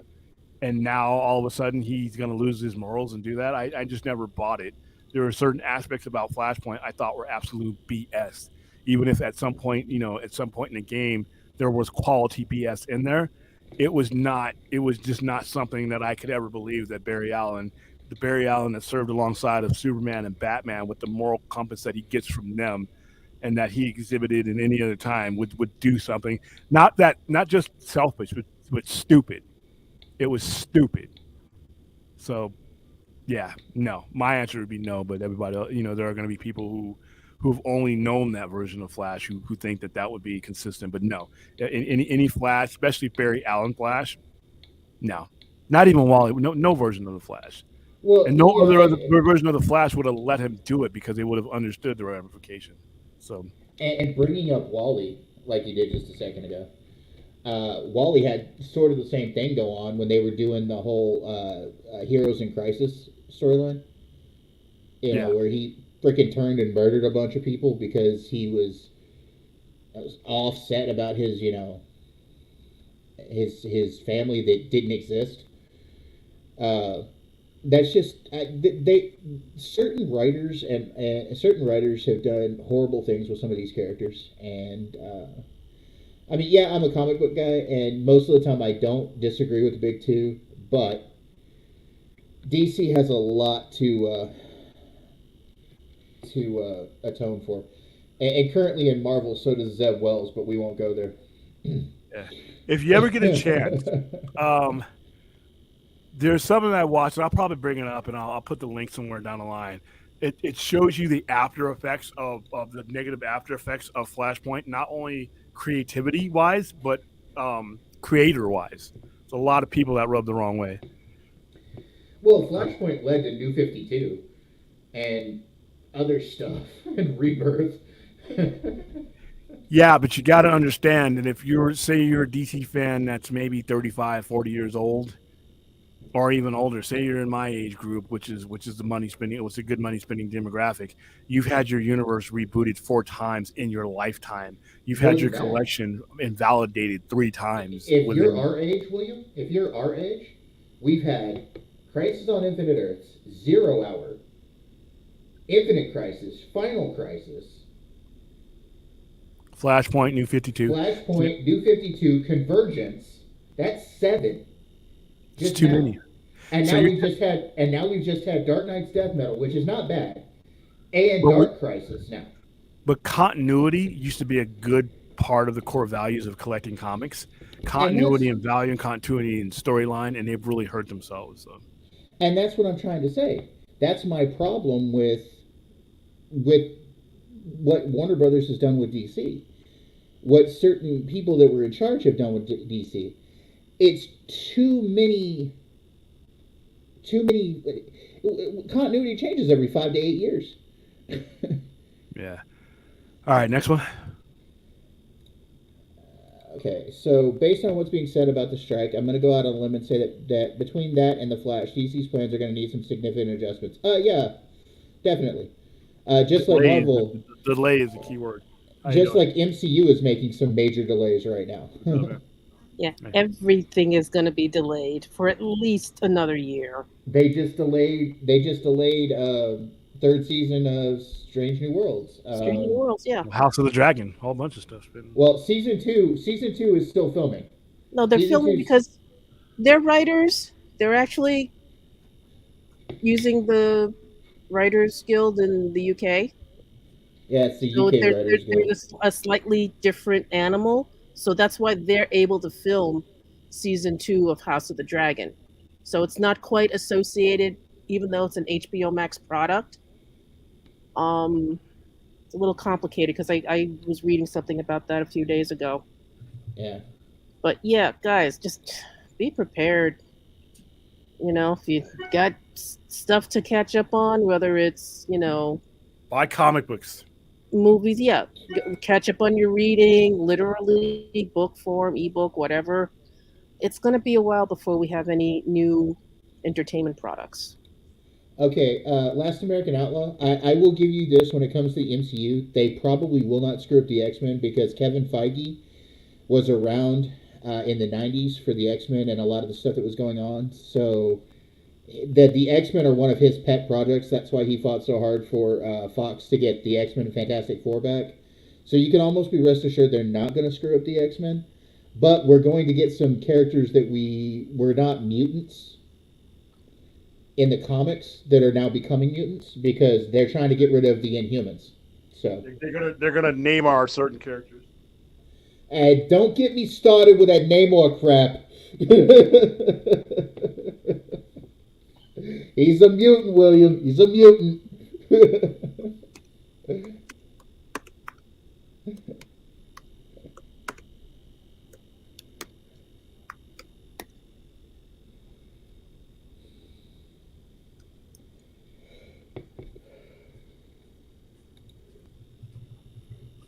Okay.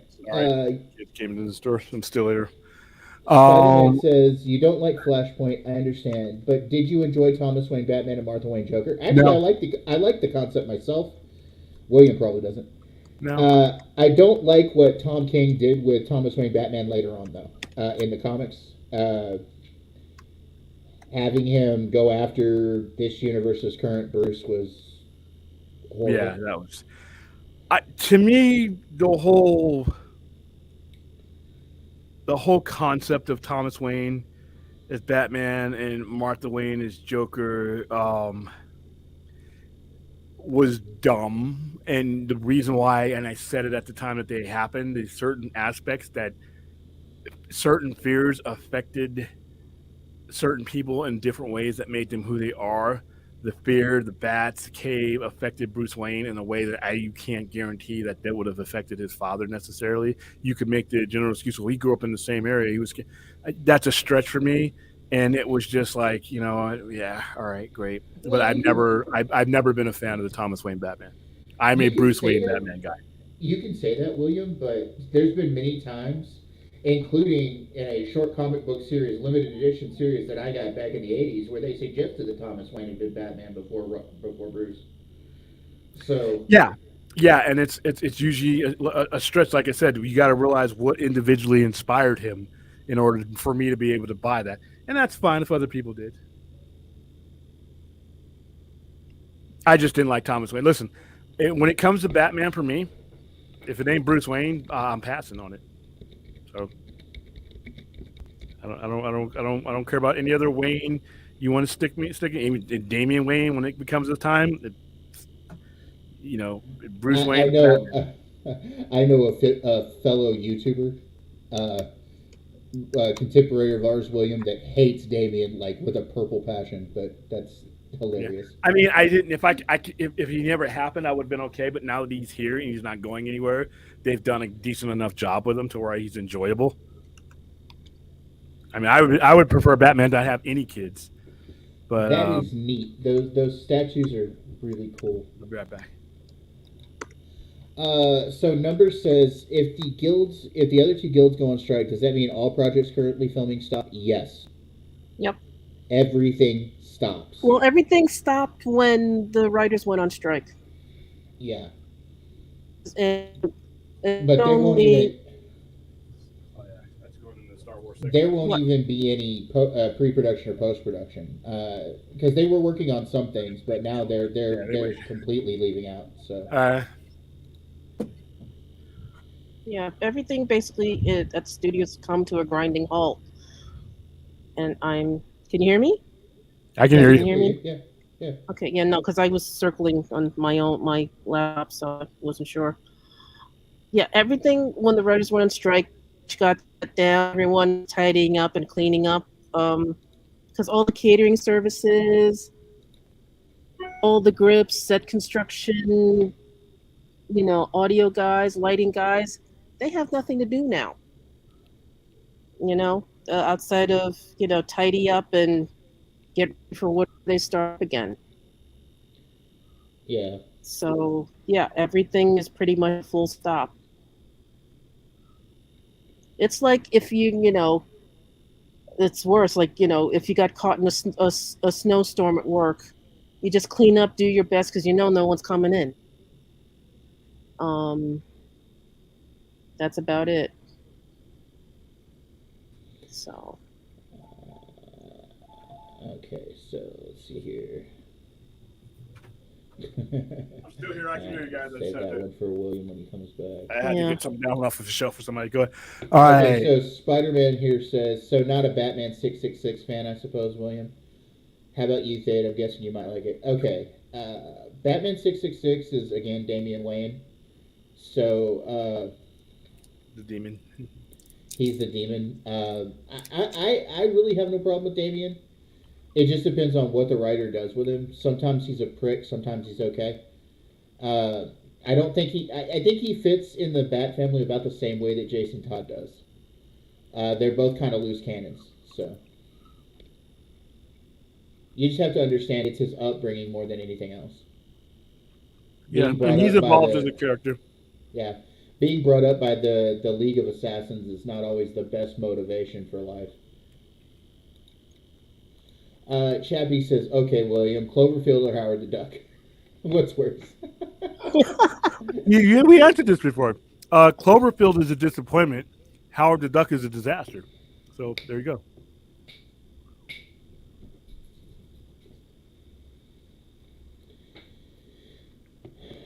Okay. That's the crickets sing. That the next one? Hold on. I'm. Yeah, I don't know how you're doing this, so let's stay out of it because movement is difficult.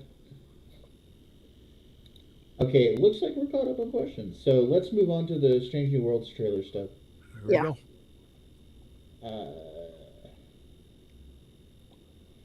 Well, hold on. Kill that one. I could do that much. There it is. All right, here we go.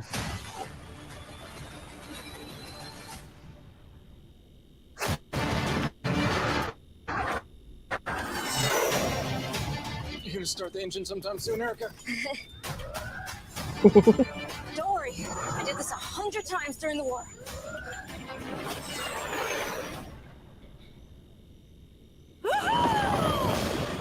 It's like riding a bike. I sense a tension, the feeling that something's in the air. Oh my God. Our job puts us up against death. We might not like it, but we do have to face it.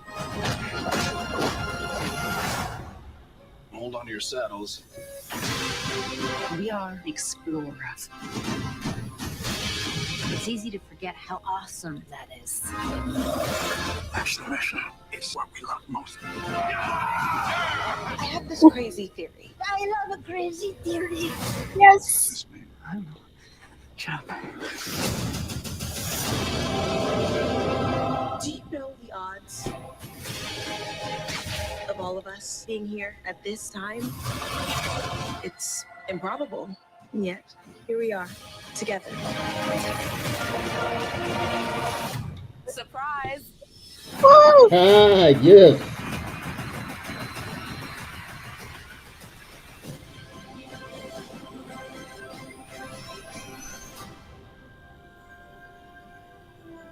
Live long and prosper, Mr. Boimler. You also live and... All right, as somebody who's admittedly not the biggest fan of Lower Decks, that is kind of cool. I wonder how they're going to explain this, though. I mean, I haven't even started. Well, it's going to be a crossover, so. Okay, so Well, it's a time travel crossover too. I mean, it's like big. So You're talking about Boimler.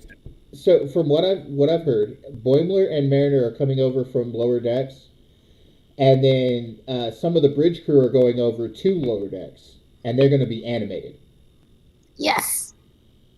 So Pike, Pike, Spock, and well, no, because it's going to be on the lower deck season. Oh, that's true. That makes sense. Pike, Spock, and I believe number 1 and possibly her are going to be animated for lower decks. So that's that. Listen, I love this universe so far, and like I said, and when we had Rob on, you saw kind of butted heads over that, but I'm like, and me and him are in this. Me and him are in the same. We're all Generation Xers, so it's not like we're talking like your grandfather's Star Trek. I'm in the same generation as he is, and I enjoy what's going on to the point where I might even watch this Lower Decks. I'm not a big fan of that show. I think it's silly. But now, there was a clip that came out earlier. They released today that Akiva, God, what's the name? The showrunner for Strange New Worlds dropped a clip. It was like a 2.5-minute clip of Akiva Goldsmith. Yeah, Akiva Goldsmith. Oh, I saw that. Yeah, he dropped the clip for. Yeah, we can't because that's part of the episode. But like, there was also an article that Akiva. I can't remember where I found the article earlier, but they were talking about, and this will address something that some of the people are saying in the chat. It's not as comedic as it looks, guys. First of all, quit complaining.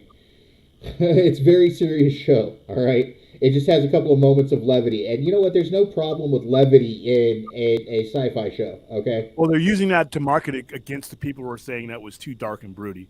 So you can't win. And look, the thing about it is yes, a lot of people are complaining about how Spock acts in Strange New Worlds. But Akiva said in an article here recently that they're planning, if they can get the enough seasons, they're going to butt this up right up to where No Man Has Gone Before from the original series. This is where they plan to end Strange New Worlds, is right up against where No Man Has Gone Before. I don't. You know what? I actually think that's not going to happen. Like he says he wants it to go there. There's a caveat, though, and this is the reason why I kind of love this show, is that because Pike knows what's going to happen to him, it could change so much. Yeah, well, that's a new dimension of, how in control of destiny are you, and how far will this, get, and how will they? Yeah, but he also remember, guys, and that's up to a writer, a real human being, not an artificial intelligence. Remember, guys, though, that last episode of first season, if he tries to duck his destiny, other people will get hurt. Yeah. There's going to be a Q or somebody that comes in and saves them. I guarantee you, you're going to do something. But I love if they do that, I mean, how many people are gatekeeping already are going to scream bloody murder? Well, here's the thing. There's people that are upset that they turned the Gorn. There's people that are upset that they turned the Gorn into the xenomorphs of Star Trek, and there's people this or that. Now, what Akiva Goldsmith was saying, what I was trying to get out earlier before you guys interrupted me. Hey, listen, mother. Sorry. Is he was saying that there's a point in where No Man Has Gone, but not where No Man Has Gone Before, but in the cage, where Spock has some weird, anxious laughter thing going on. And he's saying that he's changing. He changed from the cage, the 2 Cage episodes, to where Star Trek became a regular series. And he's using his version of Spock to explain that change. And that's where he wants to go to that point with Spock. Hey, I trust him with it, and I know that the old Trek fan, he's not as bad. We've rehabilitated old Trek fan, but there's those extremists that are still out there that have the Bible of Roddenberry, and I'm sorry. Okay, fourth, I have to speak to this. Star Trek was never meant to be horror, and it wasn't also supposed to be nonstop war either. Yeah. Yeah, they were past that. Now, if there's anyone that was going to be that way, it would have been Enterprise because of the time period that it led into. and then Deep Space Nine. But the other ones were designed as exploration shows with war as a blight, as a scar on what the existence that they wanted to be. The Dominion War is not what Starfleet wanted to be. The Romulan War was not what it is, but these are things that happened. But the exploration is what was supposed to be the mainstay of the storytelling. That's why when the original series takes place, it takes place after all the wars have been fought. Now, I do have a question, though. Something that Ortega says in the trailer there. She goes, I used to do things like this during the war. What war is she talking about? Yeah, 'cause she would have been too young. She would have been too young for the Romulan War. Well, that'll be one of the things we find out, or what war that she fought on, Oh, but you also have, no, not the war, but you got to realize they're in a hostile relationship with the Klingons. So she's probably referring to the time before the Klingons began negotiations, because remember it's not a war as a declared war like the Romulan War was, but it is they were in conflict with the Klingons, so that's probably what she's talking about. Oh, Clinton hey Clinton, what's going on, man? Nice meeting you the other day, man. I'm glad you're in good health. Did you just hear a bunch of fireworks go off by you? Yes. Yeah, I did actually. I hope it was fireworks. Let's just believe it was fireworks, Clinton. Yeah, it was fireworks. There you go. Let's hope that they were fireworks. Let's hope that they were fireworks and not some sort of terrorist thing going on. Yeah, and nothing else. They do a lot of fireworks out here for no good reasons, and then we have a stadium, so it could be fireworks. Chappie says, question, what is it that you doubt about David Zaslav? A lot. I doubt that he has the and I could be proven wrong, the proper understanding of these IPs other than a broad-based one. Some of the things that give me doubt is the hiring of James Gunn. And this is not to mean James Gunn is not qualified and that I'm not looking forward to what he's doing. But the disorganization, the lack of communication, the lack of a plan when it came to, doing this, and a lot of damage that it caused because of this. I think he has kneecapped James Gunn a little bit by the way James Gunn was brought on. And that's because he doesn't necessarily come from that world. What could redeem things for me with him? Because like I said, even though I have those doubts about him, he's still worlds better than the people who preceded him.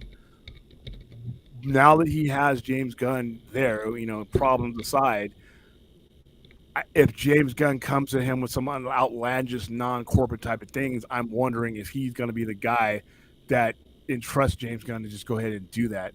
Because I think things could get very wild with James Gunn, and I'm okay with that. But he also has some views that I think are just either he's not being very genuine, or he's not stupid. So we know that when he gets up in front of CinemaCon and says, just pretty much starts shooting slings and arrows at the streaming stores, saying we're going to stay in theaters and theaters is the way to go, when he knows that's not the truth.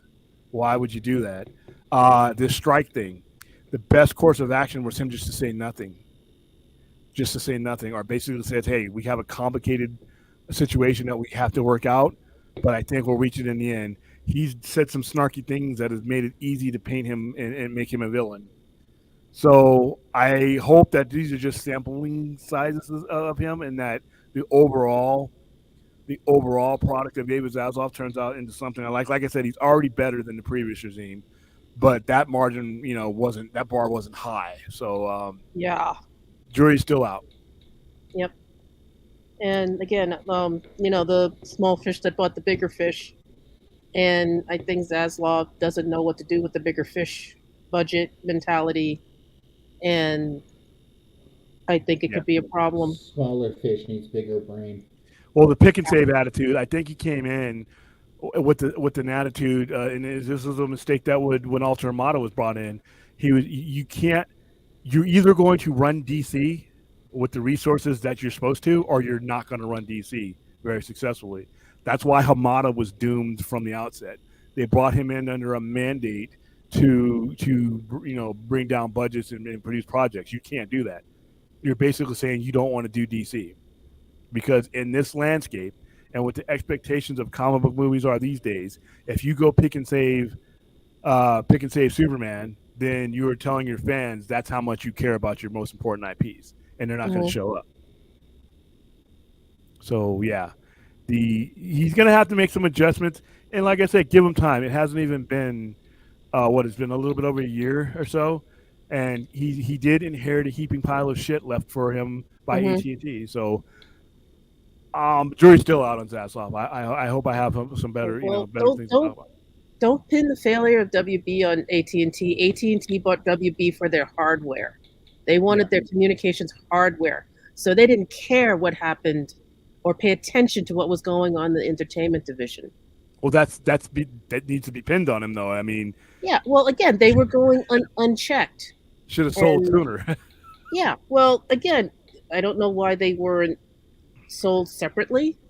The way how when Murdoch decided to get rid of Fox Entertainment, he got rid of the film division and the TV division, but he kept the alleged news part of it.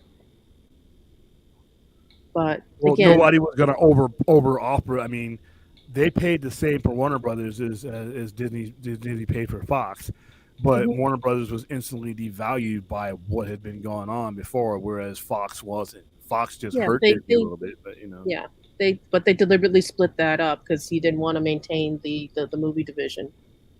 Yeah. So I think it's different outlooks. That's all, different outlooks. But like I said, I have hope. I have hope. He's got time. Yeah, I mean the jury's still out. We'll see what he can do, but not the greatest decision so far. He needs to stay off the waves. He needs to like hide for a little bit. Every time he opens his mouth, it's like, dude. Yeah, that's why he's doing himself in. So I'm like, that's why I don't have much hope. Needs bigger brain. Though I will say the interface with the new Max app isn't too bad. Ooh, okay. I don't have a problem with it. It works just fine for me. But like, it works, but it's a mess. Well, it's not as streamlined as it should be, but it works. And it was a bad idea to begin with. But hey, you know what? Well, maybe I'll get used to it, or maybe I don't. Well, the name was a bad idea to get with. The name was a bad idea, and I just don't think you needed a place for all that to happen. I think the distinct demographics would have served you well. But quick answer: no. Do you guys buy the rumor that Iger might sell Disney to Apple? No. No. Not yet. The problem with Apple, there's nothing right now. With in order to buy Disney, you'd be buying the parks. I don't think, because the studio itself it doesn't have anything that Apple doesn't already have. What Disney makes its money off of is the parks, so that is the value of the company. And I don't know if Apple wants to get into the parks business. Yeah, it's not worth it to them at this point. Yeah, I mean they're just starting off with their own TV shows and whatnot, so they're going at their own pace. So that everyone buying each other out, I don't think that's going to happen for a while. And anything that they would need cinematically, they have the money. They could buy and sell Disney 10 times over, so they could create their own thing without a lot of attachments, unless they just wanted the content to be able to produce. But you know what? I don't think they're there yet, but it could happen. What's the next one that update? Vincent, to answer your question, yes, it's on Max. Mm-hmm. Diners, Drive-Ins, and Dives is now on Max. So yes, everything.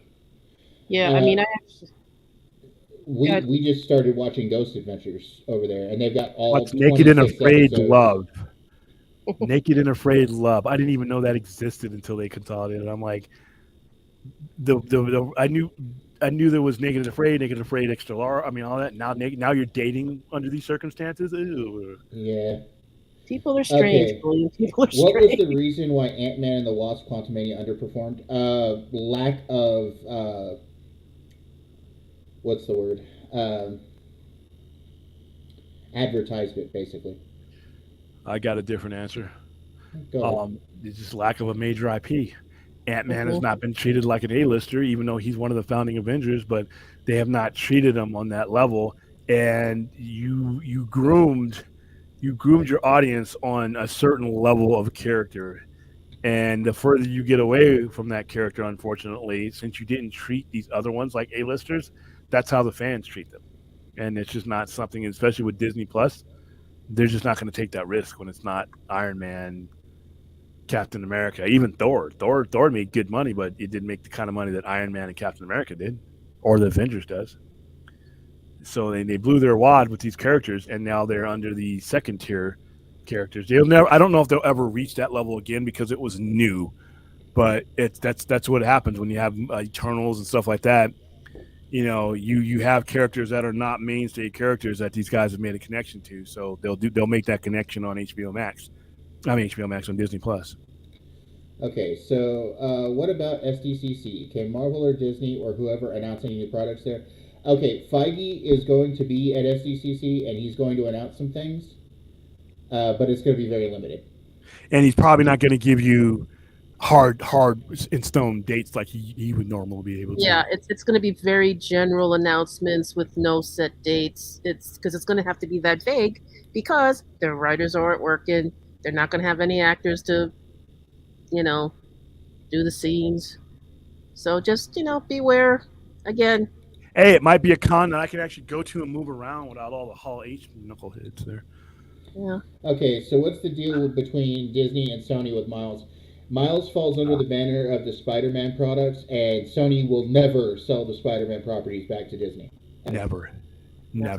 Unless they just fall on really, really severely hard times. It's never happened. And you know what? If I know some people who have seen Across the Spider-Verse and saw some stuff at CinemaCon, if this movie does what I think it's going to do and becomes the best Spider-Man movie, Sony, I know you're watching this show right now. I know you're watching the Sci-Fi Center. I know you're watching Point Action now, and I just know you are. So I'm telling you right now, never, ever give Miles Morales to Marvel Cinematic Universe.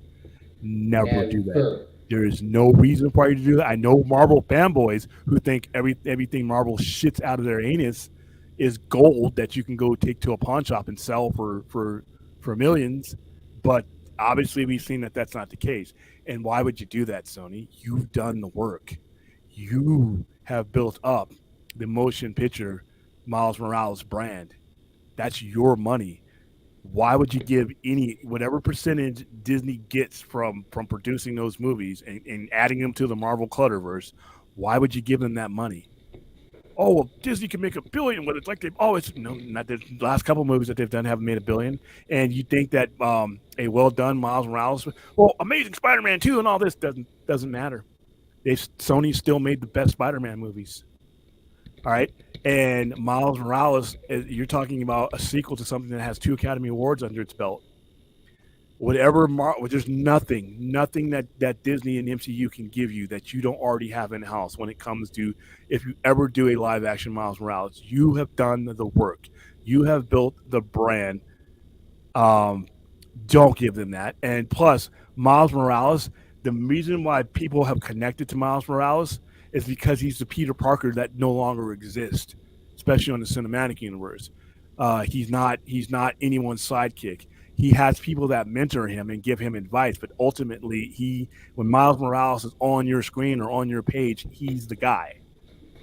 And he relates him being multiracial demographic, being Black Puerto Rican, he appeals on a level that Black Panther could when he first came out.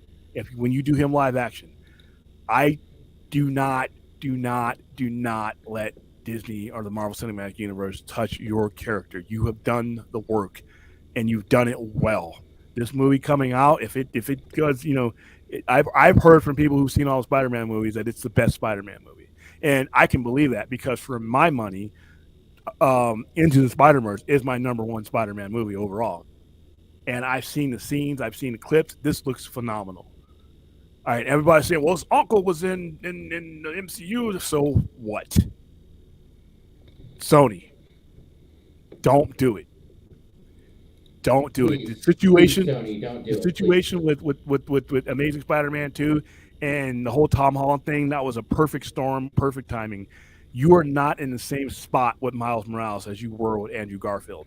Don't do it. Go ahead, Dave. I'm sorry. Okay, so in my opinion, don't. I agree with William. Sony, please. You wound it up, and I'm like, uh-oh.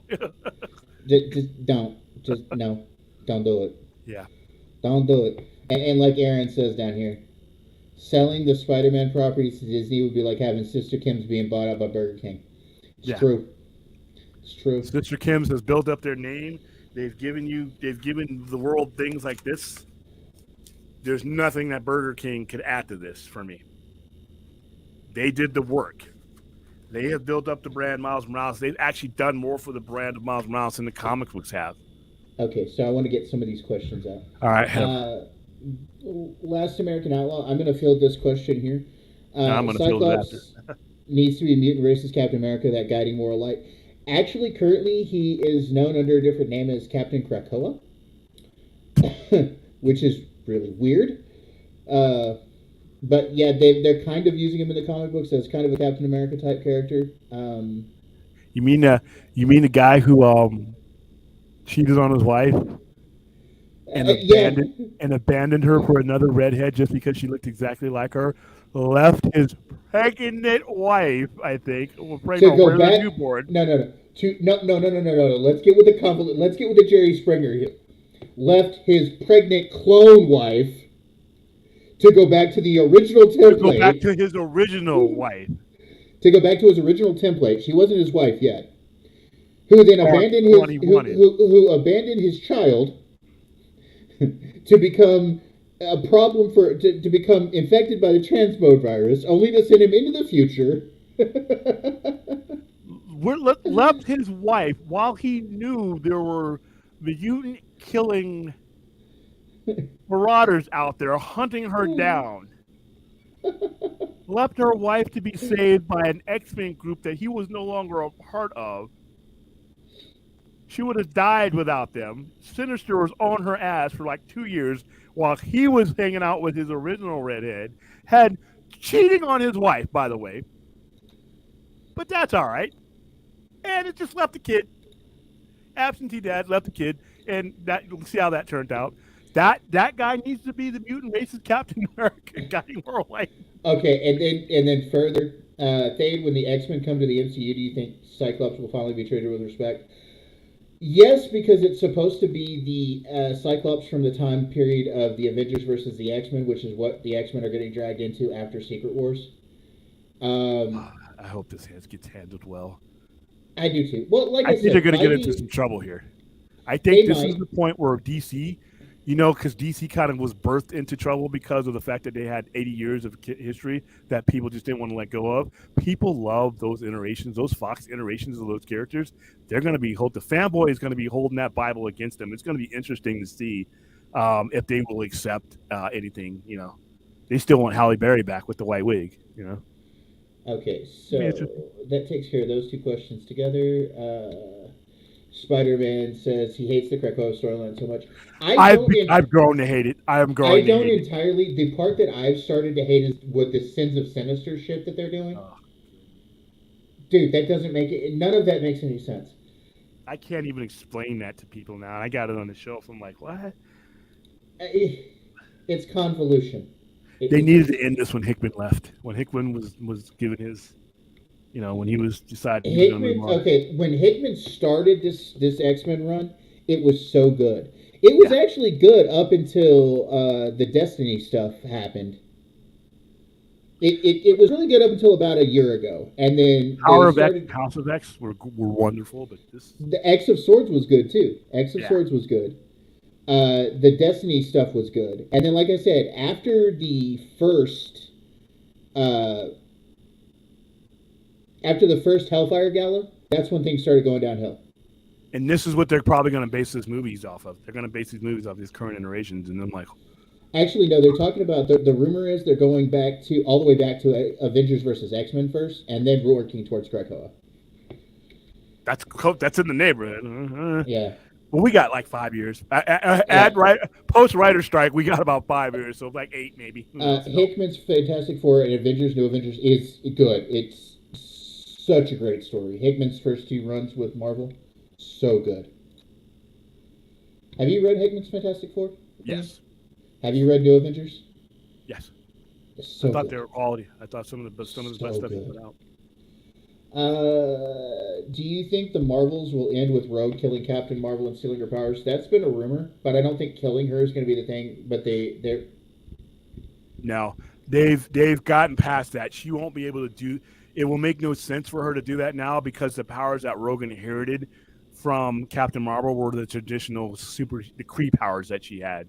The powers that she has right now are binaries powers, so it wouldn't fit. I mean, never say never, but it would transform Rogue to a character that I don't think they ever want to evolve her to, because she didn't become Carol Danvers became binary after Rogue stole her powers. Yeah. But the powers that Rogue stole from her in Avengers Annual 10. Which I've always said makes sense that Carol is actually a Kree mutant, not a human mutant. Because she had a secondary mutation with the binary powers. I've always gone with it. She's not a mutant at all, but they do whatever they want. So, yeah. But no, to answer your question, because the power she would have now would not probably work with a Rogue storyline the way I think they're going to probably want to tell it. So. Okay, so Chappie says here. Also, another question: do you guys think Kevin Feige was under bad management with Chapek, and that's what? Yes, Chapek was interfering with what Feige was doing. Iger doesn't interfere with Feige so much, so. There was a lot of stuff that Chapek tried to stuff into Phase 4 that made it a little off-kilter. Also, you guys have to understand, Phase 4 was the start of this new saga. The opening phase to the sagas are never as cohesive as you think they are. Yeah, nobody wants to remember that the first ones are, because we've been to the mountaintop now. We've been to the mountaintop. We want to stay there. Everybody thinks that Phase 1 was cohesive. It wasn't. Go back and watch those movies. And it's like I said to somebody on Twitter the other day, with 30 plus movies now, plus TV shows, not everything's going to be a hit, and not everything's going to be a hit. Okay? It's just content from here on out. They're a victim of their own success. There's going to be some good stuff, there's going to be some bad stuff. And all of that is subjective. It's in the eye of the beholder. Yep. And it's like Vince says, Phase 1 was pretty standalone, and it's true. We were going to give them patience for that long process. We were giving them the patience. We no longer have that patience because we've been to that peak, and we want that peak. We know where this is going. We want that now. We don't want to wait. Okay, so without going into details, would you say the Flash's explanation of time travel and alternate realities is particularly new or unique? It does sound like that the way you said.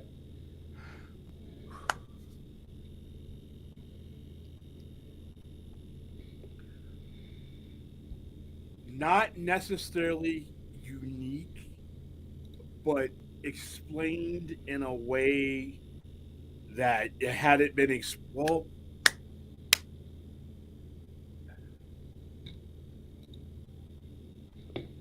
the concept that was used in Flashpoint was never, in my opinion, illustrated the way it is illustrated now.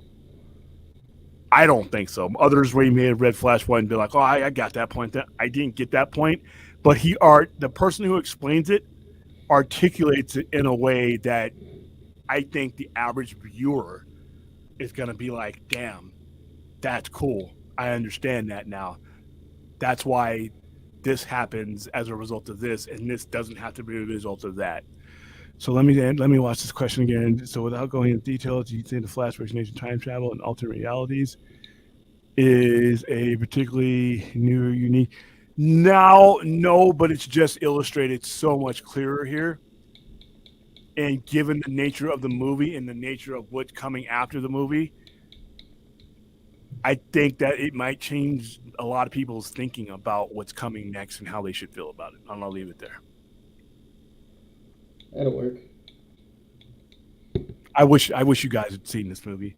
I hate not being able to talk to you guys for the next 2 weeks about this the way I really want to. Okay, so next question. I saw one about Comic-Con. We already answered it. William and Thade, who do you think would win in a triple threat match between Godzilla, Gamera, or King Kong? Godzilla. Godzilla. It's easy. The fact that Kong was able to hang with him at all is a testament to how smart that monkey was. Because Kong should have been fried.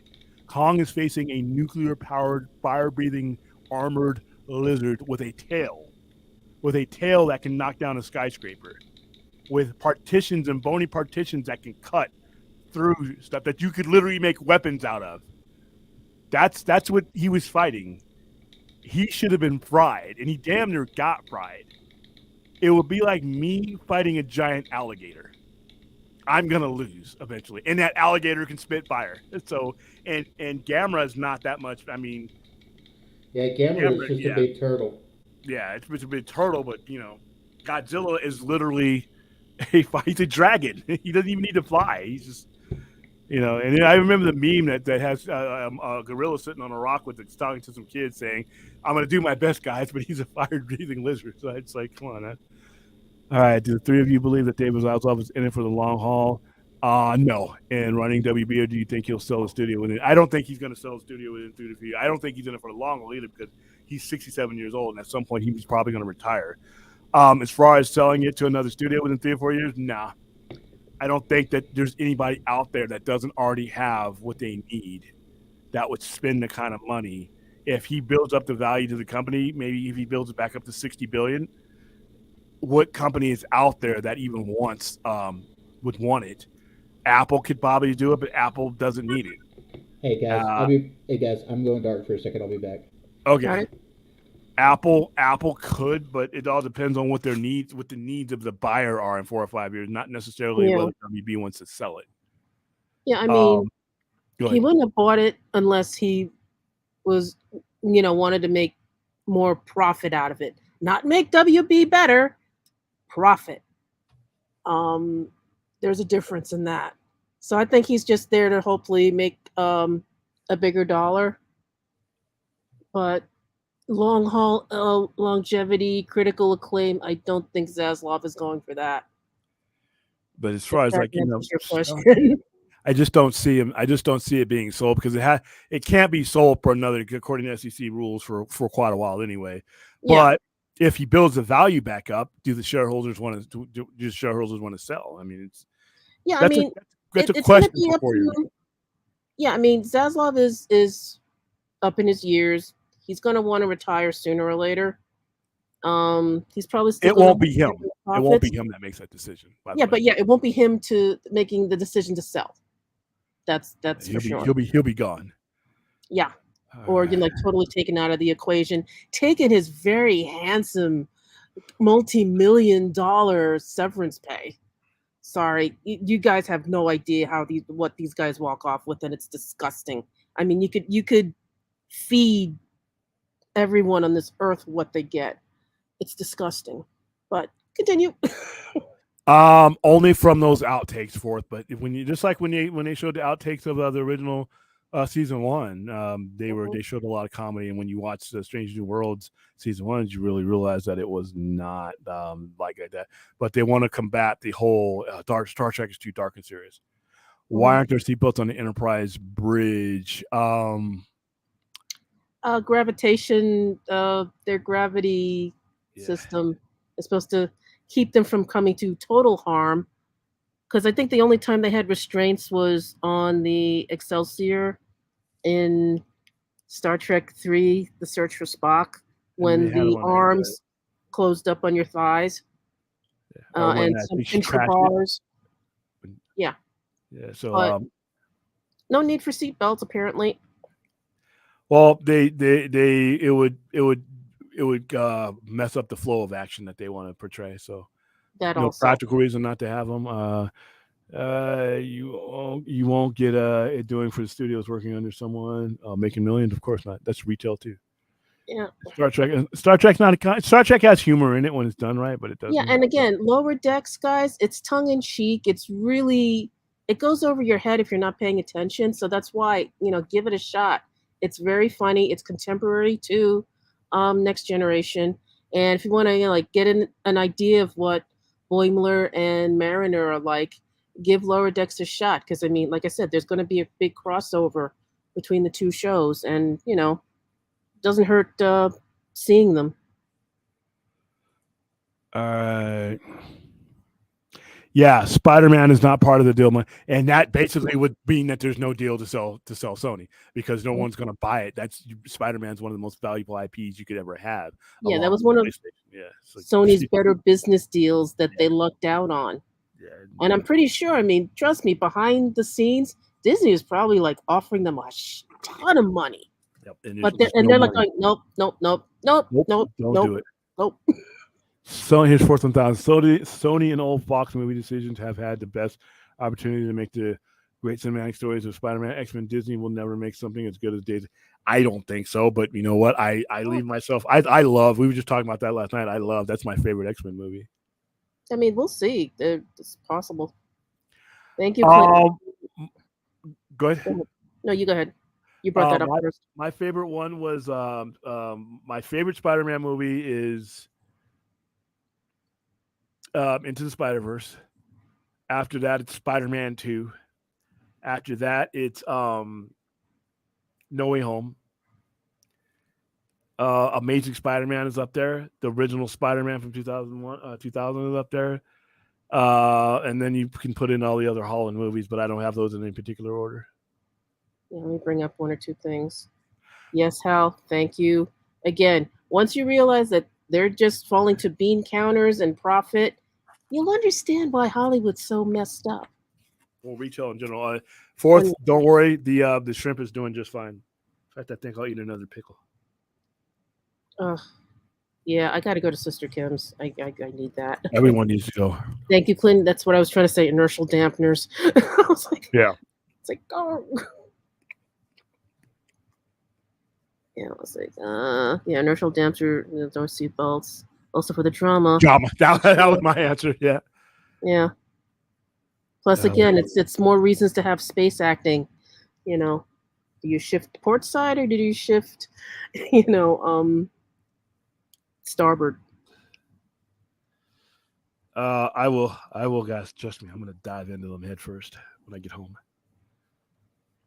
Yeah, I'm just like, oh god, shrimp fries. Wow, I'm way down. Yeah, how's your allergies? Not too bad. We haven't had the kind of weather that really aggravates them. That's good. I think we're caught up.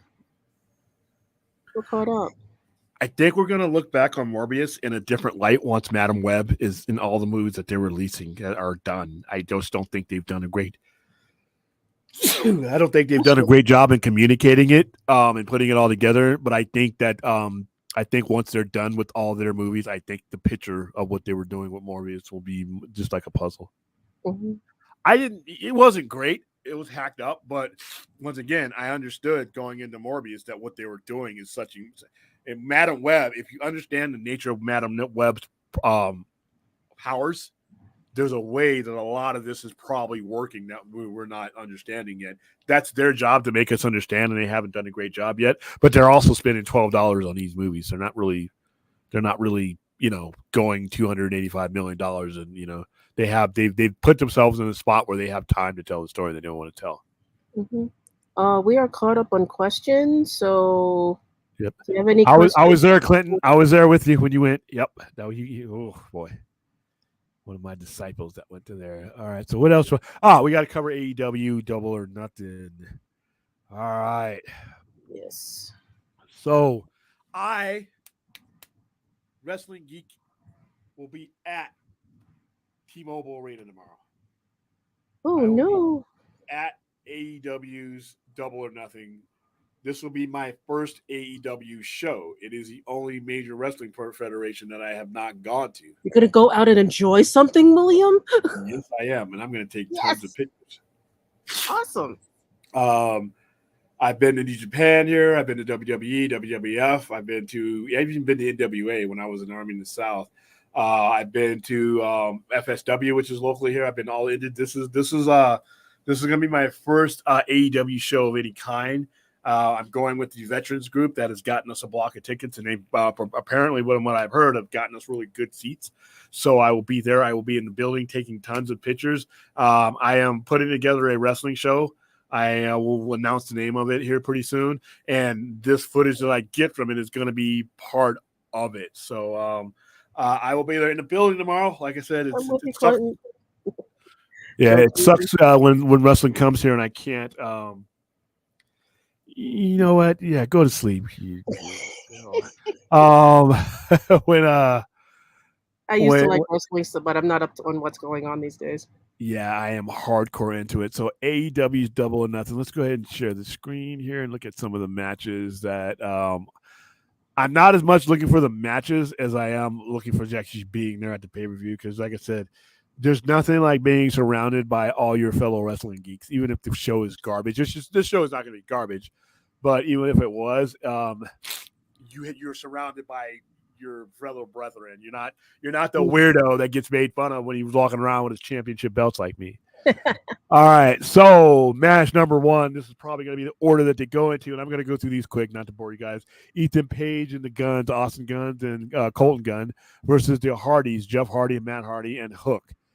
MJF. Okay, this is probably not going to be the order this goes in because he's the champ. MJF is the champion going against Sammy Guevara, Darby Allin, Jungle Boy Jack Perry. I expect this match to be a high caliber match, probably one of the better matches of the year. FTR, I finally get to see FTR in person. FTR with Dax Harwood, Cash Wheeler versus Jeff Jarrett and Jay Lethal and Sanjay Dutt. Jay Lethal is like in his 90s and still looking that good. That is a tag team championship match. I just want to see FTR in public. I think they're one of the best tag teams in the world. This is going to be my bathroom match. Wardlow versus Christian Cage. That'll be the bathroom match for me. Blackjack Battle Royal, which is actually the biggest part of AEW Double or Nothing. They hang a giant poker chip above the arena, and you have to get it. It's like a ladder match where you have to get the belt, except for it is a battle royal, and you have to get that. The first person to get that chip gets a title match. Jamie Hayter versus Tony Storm, a women's championship match. Black Bull Combat Club, John Moxley, Claudio Castagnoli, Willie Yuta, and Bryan Danielson, versus the Elite, Kenny Omega, Matt Jackson, Nick Jackson, and Hangman Adam Page. These are some of the best wrestlers in the world. I expect a high caliber match out of this one. Plus, there's going to be blood. Jade Cargill versus Tay Valkyrie. Kind of tired of her because they've kept the belt on her too long. Adam Cole versus Chris Jericho. That's going to be a violent match. And then the House of Black. These matches are probably in the reverse order. Malachi Black, Brody King, Buddy Matthews, Julia Hart, and versus to be announced. So they don't even know who their opponent is. That's going to be cool. But when they have these pay-per-views, the lineups and the matches are kind of secondary because a lot of the time they use these pay-per-views to introduce brand new people to the company that you don't even know are signed. And you have meet and greets, you have all kinds of stuff. No, I'm not. I am not. Those belts are heavy. I don't have an AEW belt to take. I could take one of my New Japan belts, but I don't think I'm going to get. I don't think Kenny Omega is going to be accessible for me. He's the only one that I would want to be signing that belt because he has won the U.S. title and my IWGP title. So just like I had Jay White sign those, Jay White's going to be there. But as you've seen, I've already got his autograph. So yeah, there's nobody there that's held my big gold before. I don't think so. So yeah, I'm probably just going to. I'm just going to go and not have to carry those things around. Because when I brought them to the last the show I went to, they were so heavy we had to go back and put them in the car. But I'll carry my belts around for shows that I do here at the center. But nah. All right. So. Numbers. We'll wait till Thade gets back to answer your question. But this is the only other thing pressing to bring up. Hey, now.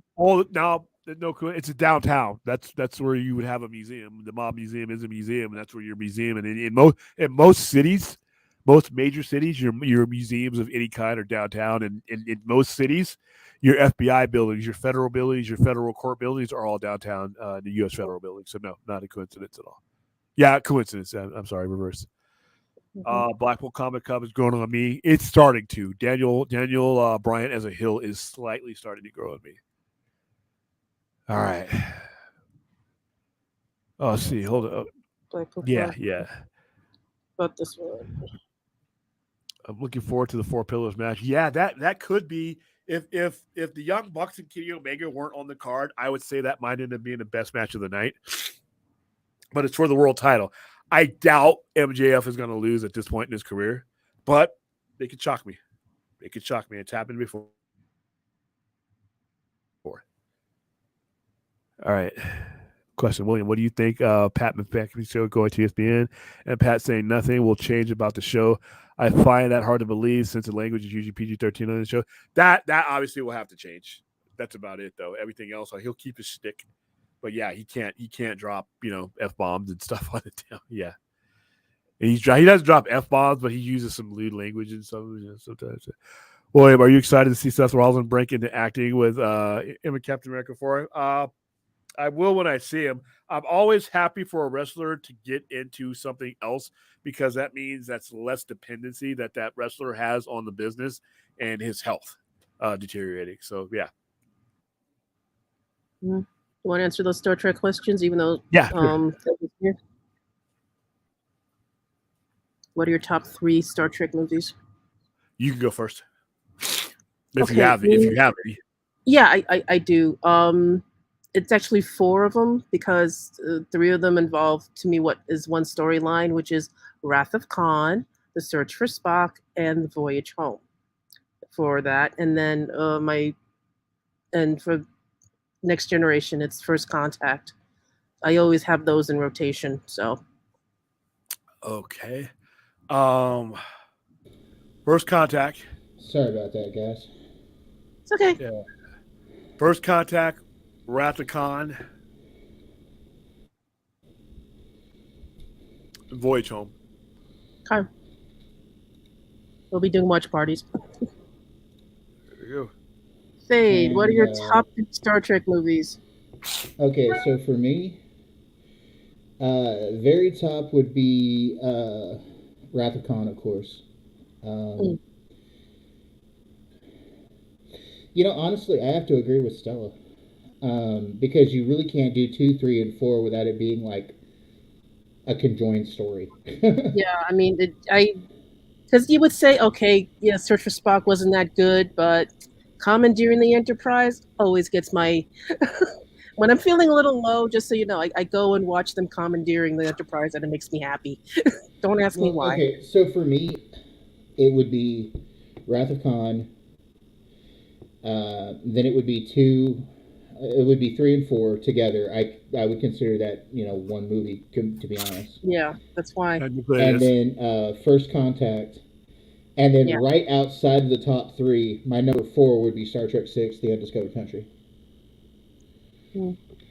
Because that's actually the first one I remember seeing in the theaters. I hadn't seen any of the other ones before that in the theaters. I saw that first one was in the theaters. Yeah, no, I've seen them all I saw them all in the theater, and I even remember, God, my sister had gotten screening passes for Star Trek: The Motion Picture, and man, that's dating yourself out here, Stella. Hey, I told you I was in diapers when this show. When Star Trek started. Almost as old as Stade. No. I am the elder statesperson. I am the old fogey in the group. Stade is 82. You're 92. Wow, learning all the way my back feels today. Yeah, I feel like I'm 82. Jesus Christ. Oh please, I'm definitely like 100 right now with what was going on. I'm feeling like I'm in my 40s. Look at that. Why I had to get away from the thing is this chair was hurting my back a minute ago. I had to get up and move. Yeah. Oh, here comes Chappie with a giant super chat. Yeah. Okay, we got chat. Whoa, hey, we got Chappie here with a 1999 super chat. Thank you, Chappie. Thank you, Chappie. It's hilarious that many of these people that have made videos on how The Little Mermaid was going to bomb, and it did very well on its opening day, but the hate towards the live-action remakes I find to be a bit flabbergasting. Look, I personally don't like the live-action Disney remakes myself, but hey, they're not made for me. So, if you enjoy them, Chappie, by all means, enjoy them, dude. I prefer the old cartoons because that's what I had when I was younger. But I'm not going to hate on you for... the only thing I will say about that Little Mermaid live-action thing is Jesus Christ is Flounder some nightmare fuel. Flounder and Sebastian the Crab, they're nightmare fuel, man. I saw them. Holy crap. I mean, I'll get around to seeing them. I'm not going to go to a movie theater, unfortunately. Sorry, Disney. Nah, not me. But I will wait until it's streaming. We'll see I how it never goes. saw the original one, so I really don't have anything. I'm never going to. And well, honestly, a lot of the original Disney movies I saw because of younger siblings or my own children. So, Yeah, I can. But I have to admit, back in the '80s, a lot of the Disney movies in the '80s, I was a kid. Sorry, guys. Now, there was never any chance, in my opinion, that the Little Mermaid was going to fail. I thought it was going to go down the same. I think it will go down the same road as Aladdin goes. And I understand why there are people who didn't like it because the cartoon meant something to them and all that, whatever. The only people I have an issue with are the obvious ones, the racists that were out there that, that I think that people who have platforms did a awesome job in stepping on their throats this weekend. I saw a lot of people that, that I don't always agree with, but would have platforms and they just shut that crap down. And I was happy. And I want to say this to that one guy, and you know who you are on Twitter. Gotcha. Yeah, I mean, anyway. Disney doesn't always make, perfect, great movies, but they're entertaining and you go see them. Why people hate Disney so much is always amazes me. And I'm just like, hey, it's not your cup of tea. Go on. Complaining about it isn't going to do anything to Disney, believe me. It's the same thing with these superhero IPs. These movies, they don't realize that, yes, it meant something to your childhood. No one's taking that from you. They feel like someone is attacking that part of their childhood that means so much to them. Okay, look, it's like I tell the Star Wars jackasses that whine and cry about just lost all the Star Wars people. No, that whine and cry about the Star Wars stuff. Look, guys, nobody came into your home and took your Blu-rays of the original trilogy. If that's all you love, by all means, be that the only thing you ever watch and consider Star Wars, okay? Yeah, and thanks to the strikes that are happening in entertainment industry, you're going to be able to watch those over and over again, so don't worry about it. Yeah, like I always say, and I'm sorry if this sounds a bit harsh, people, but yeah, if you're one of these people who sits here and talks about, oh, that raped my childhood, or oh, that stole my childhood, or oh, you know what I have to say to you? You're weak. You're weak and ineffective. If you let something like that take away what was good for you in your childhood, you're weak and ineffective. Nobody's forcing you to watch the Disney Star Wars. Nobody's forcing you to watch the MCU. Nobody's forcing you to watch these Disney movies. Nobody. You ain't got to watch them. Mm-hmm. That's your choice. And then the gatekeeping. Just because you grew up with, Luke, Leia, and Han, doesn't mean they're always going to be there. The story evolves if you want Star Wars to continue. So it's just like evolution, people.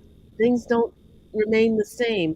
And if you don't bend, you're going to snap and fall away and blow away in the wind. The gatekeeping isn't going to do anything except, people will look at you and go, yeah, you're crazy, and walk away. So... especially the general public. And you know what, Jeebus? Nobody had to watch Ant-Man Quantumania. That's the point I made earlier. With more than 30 properties in the MCU, not everything's going to be a hit. I, personally, wasn't fond of Quantumania. But I watched it. My favorite part about it may not ever reprise that role again. Oh, well. Yeah, it's like, when people are still stuck in their minds with Christopher Reeve with Superman. Trust me, I love Christopher Reeve's Superman movies. But, hey, I love what Zack Snyder did, and, casting Henry Cavill as Superman was a very good choice at the time. I just wish we had gotten the outflow of what Superman was supposed to become under Zack Snyder. Yeah. Mm-hmm. Because a lot of people only see the hopeless Kal-El that he was at the start. And he was eventually going to become hopeful and more human. You guys have to understand. We yielded to fanboys, and we had bad execs that didn't know who to listen to and who to shut out. But people have to understand about Superman. He's an alien, but he was raised by humans. He does understand what it is to be human. Yeah, and he's humanoid. His DNA is compatible with ours. So, hey. And that's another thing. If you guys, and I'm going to say this, and I know it's going to make William up there cringe, but I'm sorry, William, I'm going to say it anyway. If you guys want a good look at Cal fighting with being Clark, watch Smallville. it does show a good evolution of Clark and Cal being together. No, it doesn't. But hey, okay. It's a horrible show. Opinions vary. Old man. Do you agree when it comes to Ezra Miller, people should give him a chance to clean himself up because RDJ had a massive drug problem and now he's Iron Man to a generation of kids? Yes. Yes. Look. That's the whole point. Ezra's young and he's a bit of a dummy. And that part of that's he's autistic, part of that's just stuff that he's gone through in his life. And you got to give people a chance. Okay? You guys that actually like me now probably wouldn't have liked me 5 or 10 years ago. I don't like entirely. I don't like you either, Mr. Eating shrimp in front of me. Anyway. Oh, that was a pepper. Yes, with your loaded shrimp fries. Mr. Loaded shrimp fries over here. With a nice ice cold drink. And it's like Aaron says down here. People don't like change. Yeah, I know. The problem is, and people tell me I'm wrong all the time when I say this on Twitter. Fandoms change. If you don't learn to bend like a reed in the wind with your fandoms, then you're gonna get bowled over eventually. Okay, I hate to say it, but you're gonna get bowled over eventually. Yeah, and most of all, why are you fighting over fiction? It's bad enough we have to deal with stuff in reality, but this is fictional characters. Why are you guys getting so bent out of shape for something that basically is not real? It's like Ben Affleck said in Chasing Amy. You're fighting over fictional characters. Okay? It doesn't matter, guys. In the long run, these companies are not tearing your life apart, okay? Ezra Miller does not affect any of us one iota.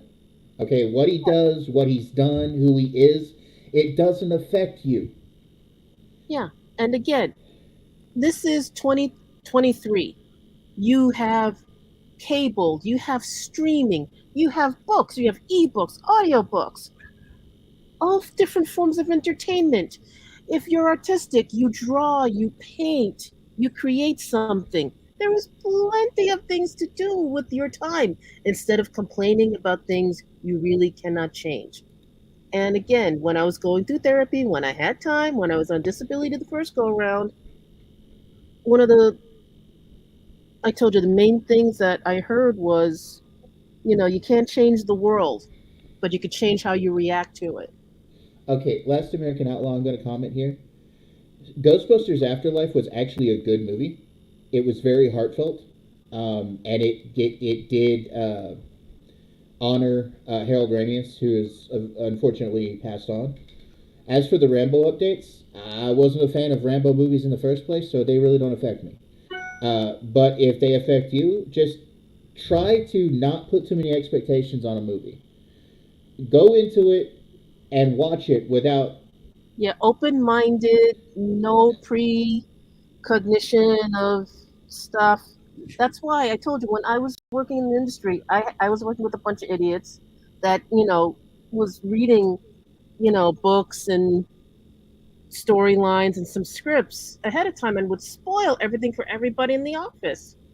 And I just got down to the point where it's like, I didn't see exactly how it happened. I know what's going to happen, but it's not going to affect me viewing it. So whenever I go see a movie, TV show, even a Broadway show, I leave my mind open, experience how it's done, the words that are used, the set construction, the staging of it and everything. So okay, fourth, I'm gonna say something to you on this, and this is something you and I have butted heads before on. Fiction matters, yes, but if you're going to be aggravated by the fiction that you're looking at, then walk away from it. Yeah, why should it? If it's aggravating you, then it's not an escape. Yeah. Find something else that you can escape into. Again, there's more than 10 streaming services out there. There's books, there's audiobooks, there's movies galore out there. The Find DVDs, something. the DVDs and the Blu-rays you actually own, the CDs that you still own, albums. Go to the things that you love. Why stand there and hope that someone's not going to watch something because you said that it's horrible? Because That at makes the end no of the day, sense. at the end of the day, Fourth, it's fiction. It's Yeah. fictional characters. It's another world. And the thing about that is I get an escape, but you can't completely escape this world. Okay? And I found a thing the other day, and I'm actually going to share it with y'all because I think it's actually Relevant. very relevant at this point. Now, you guys can disagree with me on this all you want, but it is what it is. Let me find it. It's that thing I sent to you, so. Yeah, show it. Okay, here it is. While he's looking that up, fiction does matter. It's how you interpret it is what matters the most. We've seen the extreme interpretations of how people have taken these fictional characters and they become a microcosm for something else that is not to do with those characters. Mm-hmm. Like when you see some of the people that are extreme ends of the Snyder fandom, that has nothing to do with about the Snyder. That has something to do with something that they've made part of their identity. They've taken these fictional characters and they become part of their identity to the point where they can't enjoy. Most people can, so we're good there. Okay, so this thing here says, and I'm going to read it just really quick. It says the X-Men is about civil rights. If you don't get that, you don't get the X-Men. Black Panther is about civil rights. If you don't get that, you don't get Black Panther.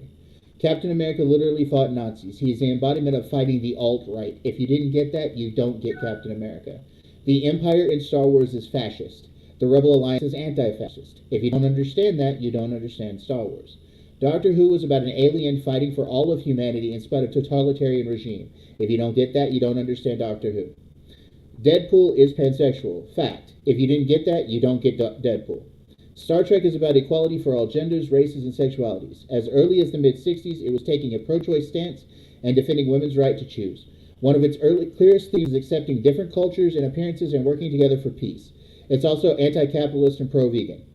If you didn't get that, you don't understand Star Trek. Superman and Wonder Woman and a whole host of other superheroes are immigrants. The stance of those comics is pro-immigration and pro-equality and acceptance. If you don't understand that, you don't get Superman or Wonder Woman. Stan Lee said, racism and bigotry are amongst the deadliest social ills plaguing the world today. If you're a bigoted or a racist, you don't get the characters that Stan Lee created, and I want to add a thing to this too. You don't understand Stan Lee, okay? The stories we grew up with that taught us to value other people and cultures and to treasure the differences between us. Only villains were xenophobic or sexist or racist or totalitarian. I can't understand how anyone could have missed that. If you're upset there's a black Spider-Man or a black Captain America or a female Thor or that Miss Marvel is Muslim or that Captain Marvel was pro-feminism or any of the other things right-wing fans say is stealing their childhood, you never got it in the first place. The things you claim are now pandering to the left were never on your side to begin with. If you consider yourself a fan of these things but still think that the LGBTQ community is too in your face or have a problem with Black Lives Matter or want to take the country back from the immigrants, then you're not really a fan at all. Geek culture isn't suddenly left-wing. It always has been. And I will add another thing to that. It's always been centrist as well. You just grew up to be intolerant. You yourselves became the villains in the stories you used to love. Now, this is a bit controversial, but it's true. Especially with things like Star Trek, the X-Men, Black Panther, the Empire, and Star Wars. Okay, these things... The immigrant thing. Stanley Lieberman. You guys realize Kirby. that a lot of our early comic book writers were Jewish immigrants or second generation immigrants or second generation coming to this country. These men, we would not have comic books as they are today if it wasn't for these men, these immigrants. Okay? And also keep in mind, we're all in a way immigrants to this country. We were not, if your ethnicity did not originate on this continent, you are an immigrant. Whether you accept that or not is on you. Okay? Just saying. Basically, unless you're Native American in this audience of ours, we're all immigrants. Okay? We all came from a different country, not the continental United States. So to have problems with this just shows, to me personally, very limited thinking and not very bright. All right, about to we're 10 minutes to go. Yeah, we're heading towards the 10-minute mark. What else we got, guys? Anything any stone we left unturned today? I think I hit all my There's one. Yeah, well, we got all the thumbnails. Yeah. A scale of 1 to 10, how big would you say the surprises people are talking about the Flash are? Well, some of them have been leaked in other places. I won't do it here. I would say in the 7s. Mm-hmm. It's how it's done, I think, is going to surprise you. So. Yeah, again, for all the people that hate Ezra and whatnot, you're a very, very, very small percentage of what's out there. Even a lot of people don't even know Ezra was in Fantastic Beasts. So, this will probably put his name on the map a bit. And we'll see what goes on from there. Also, just remember, guys, and this goes for all of it again. Love it, hate it. It is, and it exists. Mm-hmm. Okay? You don't have to watch it. You don't have to watch it. It doesn't. Yeah. It should. I will bend myself here a little bit and say it shouldn't affect your life. Yeah, it doesn't. Ezra Miller, whatever he does no bearing on my life whatsoever. Oh, crap. We did forget something. These two, William and Stella, can tell you. When I first became a part of the lounge, I had stuck Star Trek on a shelf. I had walked away from it because it wasn't my thing anymore. These guys and Brian and Vince were the ones who brought me back to Star Trek. And it's because I wasn't willing to give it a chance. Mm-hmm. Now, are there problems with Star Trek? Hell yes, there's problems with Star Trek. Are there problems with comic books right now? Hell yes, there's problems with comic books. Do I agree with all of it? No. Yeah, that's been my whole life. There's been parts of my fandoms that I haven't agreed with the whole time. Yeah, Jack Kirby, I agree with you. Jack Kirby had tremendous amounts of talent. He was responsible for half of everything that's sitting on my shelf. The King was a great man, and he was crapped on through most of his time with the industry. Both DC and Marvel treated that man horribly. And everybody blamed Stan for it, and it wasn't Stan. No, they gravitated towards Stan Lee because he was more charismatic, but Jack Kirby was still as much a part of those early creations. And I mean, Jack was a very quiet man, and so was Steve Ditko. Both of them were very quiet men. The only reason everybody wants to blame Stan for what happened to those two men, though, is because Stan was the face of Marvel. Yeah, that's all it was to. It was the publishers that screwed over Jack Kirby, not Stan Lee. Yeah, thank you, Aaron. And everyone's always like, I hate saying this word, woke. Yeah, I have no problems being an empathetic, caring person. It's just, I don't know, how everyone needs to be that shallow about humanity worries me. Okay, if that's how short-sighted you are in looking at life. We got a thing here I want you to feel before we get to this last thing you're talking about. Chappie says, last question, what was it about earlier 2000 Star Trek fans that made them the most toxic, and how did they get shows canceled? You know all about old Trek fan. Go ahead and explain them now, William. What ended up happening is Enterprise. Enterprise came about, and Enterprise was going to tell a part of the story that preceded a lot of what we knew, and that rubbed old Trek fan the wrong way because, as far as they were concerned, Gene Roddenberry was Moses, and the things that were on his tablet were permanent. It turns out Gene Roddenberry didn't even have a plan for that particular point in time. He never did. And when Star Trek came out, there was a long-form story that they were telling that had they been allowed to tell, they would have been able to explain a lot of the questions that we always had about Star Trek in that general area, and it was going to lead us into the Romulan lore. Because it was a time travel show, There were certain things that were being introduced in the show that were out of order, but that was the whole point. But old Trek fan could never deal with that. Why did the Romulans have a cloaking device in the Star Trek Enterprise era when they didn't have that till decades later? It was a time travel story with someone in the far future trying to disrupt the Federation and the founding of Starfleet and Federation alliances with Klingons and everything else. But because they were telling their story in a way that old Trek fan could not perceive it and wasn't going to allow, they made a lot of noise, and it ended up changing the trajectory of the show. You end up getting things involved in the Xindi and things that were never supposed to be involved in the show, and it really messed things up. The other part of that is the fact that UPN was not a very strong network at the time, and they ended up folding with the WB network and becoming what the CW is. It was a very weak network, and it was a network whose flagship show was Star Trek. It started with Star Trek Voyager. All 7 seasons aired on Star Trek Voyager, and then their next flagship show was going to be Enterprise. But they felt that they could not do it without old Trek fans, so they catered to old Trek fan. A stronger network would have told old Trek fan to go take a flying leap into a urinal. But because UPN at that time was a very weak network, they let things happen, and you ended up with the finished product that was Enterprise. Now, where it makes it toxic for everything else is why this madness was going on and why that particular fan was behaving the way they were. Other studios were looking at this. Other directors, high-end directors, were looking at this. Everybody that would have been part of a creative process to ever be involved in Star Trek again was looking at this and looking at our fan base and saying, you know what? There's so many other IPs I can jump on right now. Yours is a headache. And then they went on to do other things. So we lost a generation of creatives because of the fandom, because of the way they responded to Enterprise, in my opinion. And it took J.J. Abrams, regardless to how you feel about him, it took J.J. Abrams cutting the cord with those people. They were basically on a life raft connected to our yacht. And he told them, get on the yacht or I'm going to cut you loose.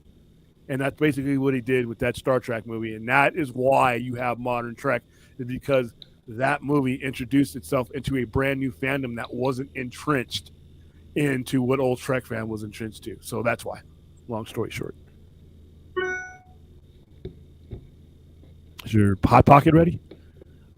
No, that wasn't over here. No, that was my computer. My laptop doing something. Oh man, I'm almost waiting to hear you got mail. Yeah. Well, got right. 2 minutes to go. I guess we're good. We are done, so. I will make fun of the people who watch them because, like I said, when it came to Star Trek, those people were a detriment to Star Trek. The Trek fan of that era was a detriment. I call them old Trek fan. I say they were a Trek shirt too small and their bellies hanging out. Because that's who they were. But they had such power over Trek at that time that they were a detriment to the fan base and they were a detriment to Trek. So I make fun of them all the time. No, again, there's so much out there, so much programming compared to when I was younger. We only had the 3 stations, and CBS, NBC, ABC. That was it. And PBS. I keep harping on this point that Vince makes. Good and bad is subjective, not gospel. Exactly. What one man thinks is crap, another man thinks is a treasure. Mm-hmm. And neither one of you are wrong. Yeah, it's all what it means to you. Art is subjective. And anybody who thinks that art is not subjective but objective has a problem. And it's a them problem. Have fun. I think we've lost sight of the whole reason why we sit down in front of these screens, whether they are large or small. It's not it's not for the conflict. It's for the enjoyment. And we do too many things. Too many people get on these things and watch these things and get involved, not for the enjoyment, but because they want to be in the mix. They want to be in the controversy. They want to be that guy that says something about that thing instead of enjoying it. And that just gets old. You only have so much time on this damn planet and so many things you're going to see. Don't let someone else's conversation dictate what you're going to see. And it's that simple. There's going to be people who will go see The Flash and for their own legitimate reasons will have a varying opinion in mind. It's what it means to them, and that's all that really matters. Even though I think a lot of people are going to enjoy The Flash. I cannot wait until we can talk spoilers with The Flash. I can't wait to see what other people think about it, because I think we're I think people are going to enjoy that movie. I think that James Gunn is going to enjoy that. Has enjoyed that movie. I think James Gunn, if he looks at this movie in the right way, could really, really. And I'm not saying he's going to necessarily do this, but if he handles the success, if the Flash is successful and he handles these next steps correctly, he could do wonders with his stuff. It could really augment what he's got going, what he's got cooking, without destroying anything. So I really hope people get a chance to see it and enjoy it. We got Star Trek coming up. I got wrestling tomorrow. Dude, the last 14 days between Trauma, Star Trek, wrestling, all kinds of stuff, man. It's a weird life I live. Okay, so Last American Outlaw here says, so I have a final question. Are you all excited for the sequel to Ghostbusters Afterlife, Ghostbusters Firehouse, and do you guys think Ghostbusters has any more stories left to tell? I think they have a great deal of stories to tell, especially with the new generation coming up. I am looking forward to this next, to the sequel to Afterlife, because I liked Afterlife, so. Yeah, Afterlife wasn't bad, so the possibilities are there. I'm not the biggest Ghostbusters fan. I don't hate it, but I don't rush out of my house to go see it. So sorry, I'm the wrong guy. That's good. And that's the original one too. Some Trek fans say that Gene Roddenberry would be rolling in his grave with New Trek. Gene Roddenberry was rolling in his grave with Next Generation, so Gene can roll all he wants. Okay. Yeah, it's no longer in his hands. Oh, and he understood that when Rick Berman took it from him. He understood that. He came to the realization that no. Berman didn't take it from him. Gene bequeathed it to Berman, and Rick Berman came from business affairs. He was a lawyer. He wasn't a writer. He wasn't a producer or director. He was a guy that was doing the business contracts for Roddenberry and the other shows. Brandon Braga, all those guys, man. Yeah. Okay, we wouldn't be here without them. Berman was a lawyer. That's another reason why Star Trek kind of went downhill. And here's another thing, and this is going to be highly controversial for everybody, especially since I'm the major Star Wars fan here. George can roll in his grave too if he doesn't like what Disney's doing with Star Wars. Mm-hmm. I think George is smarter. He's smarter than that, though. He understands that at some point, these things that we create will evolve beyond our fingertips. And he knows he said that. And he said that several times. And I just want to put it to people straight, and to anybody who doesn't believe it, oh well, like it or lump it. George sold out to Disney for two reasons. For one, he was tired. He wanted to raise his kid. He wanted to live his life.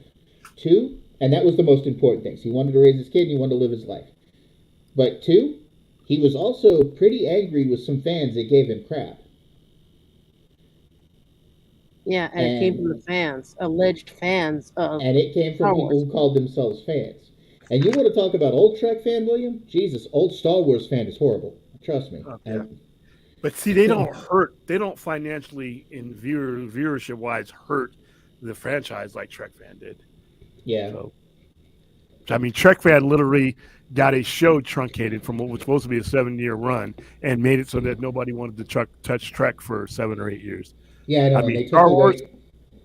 And they took away what I wanted to see with Enterprise. Yeah, exactly what I wanted to see. Too. I wanted to see that Romulan war, damn it. Yeah. All right, aside from me dropping the chat link in the thing, because I think we went over a little bit on certain things, I will do that next time out. I will drop a chat link, but right now we've gone 3 hours. We've gone one of our longer shows in a very, very long time because we started early, but there was a lot to talk about.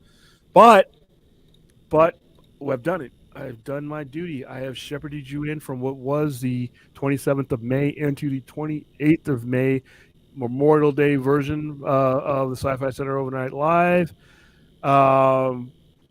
This time in the morning, I will have already seen AEW. Probably you guys will see me again throughout the evening doing some type of stream about AEW. So if you're not a wrestling fan, ignore that notification. But if you are, jump on in because we will be talking wrestling for a good amount of time tomorrow night. No news, no pop culture news breaks, and then we'll be fine. The Miami Heat dummies up 3-0, and now you're going to go into Game 7 in Boston. That's going to be fun. And that's about it. You guys got any last moment? Anything? Nope. No. I'm good, man. Live long, prosper. May there be a barbecue be in your near future, and enjoy the Memorial Day weekend. Enjoy this. Let's step closer to this. Torture. It's a thing of beauty. All right, guys, I'm gonna go home and gain a couple pounds eating this and the styrofoam that it came in.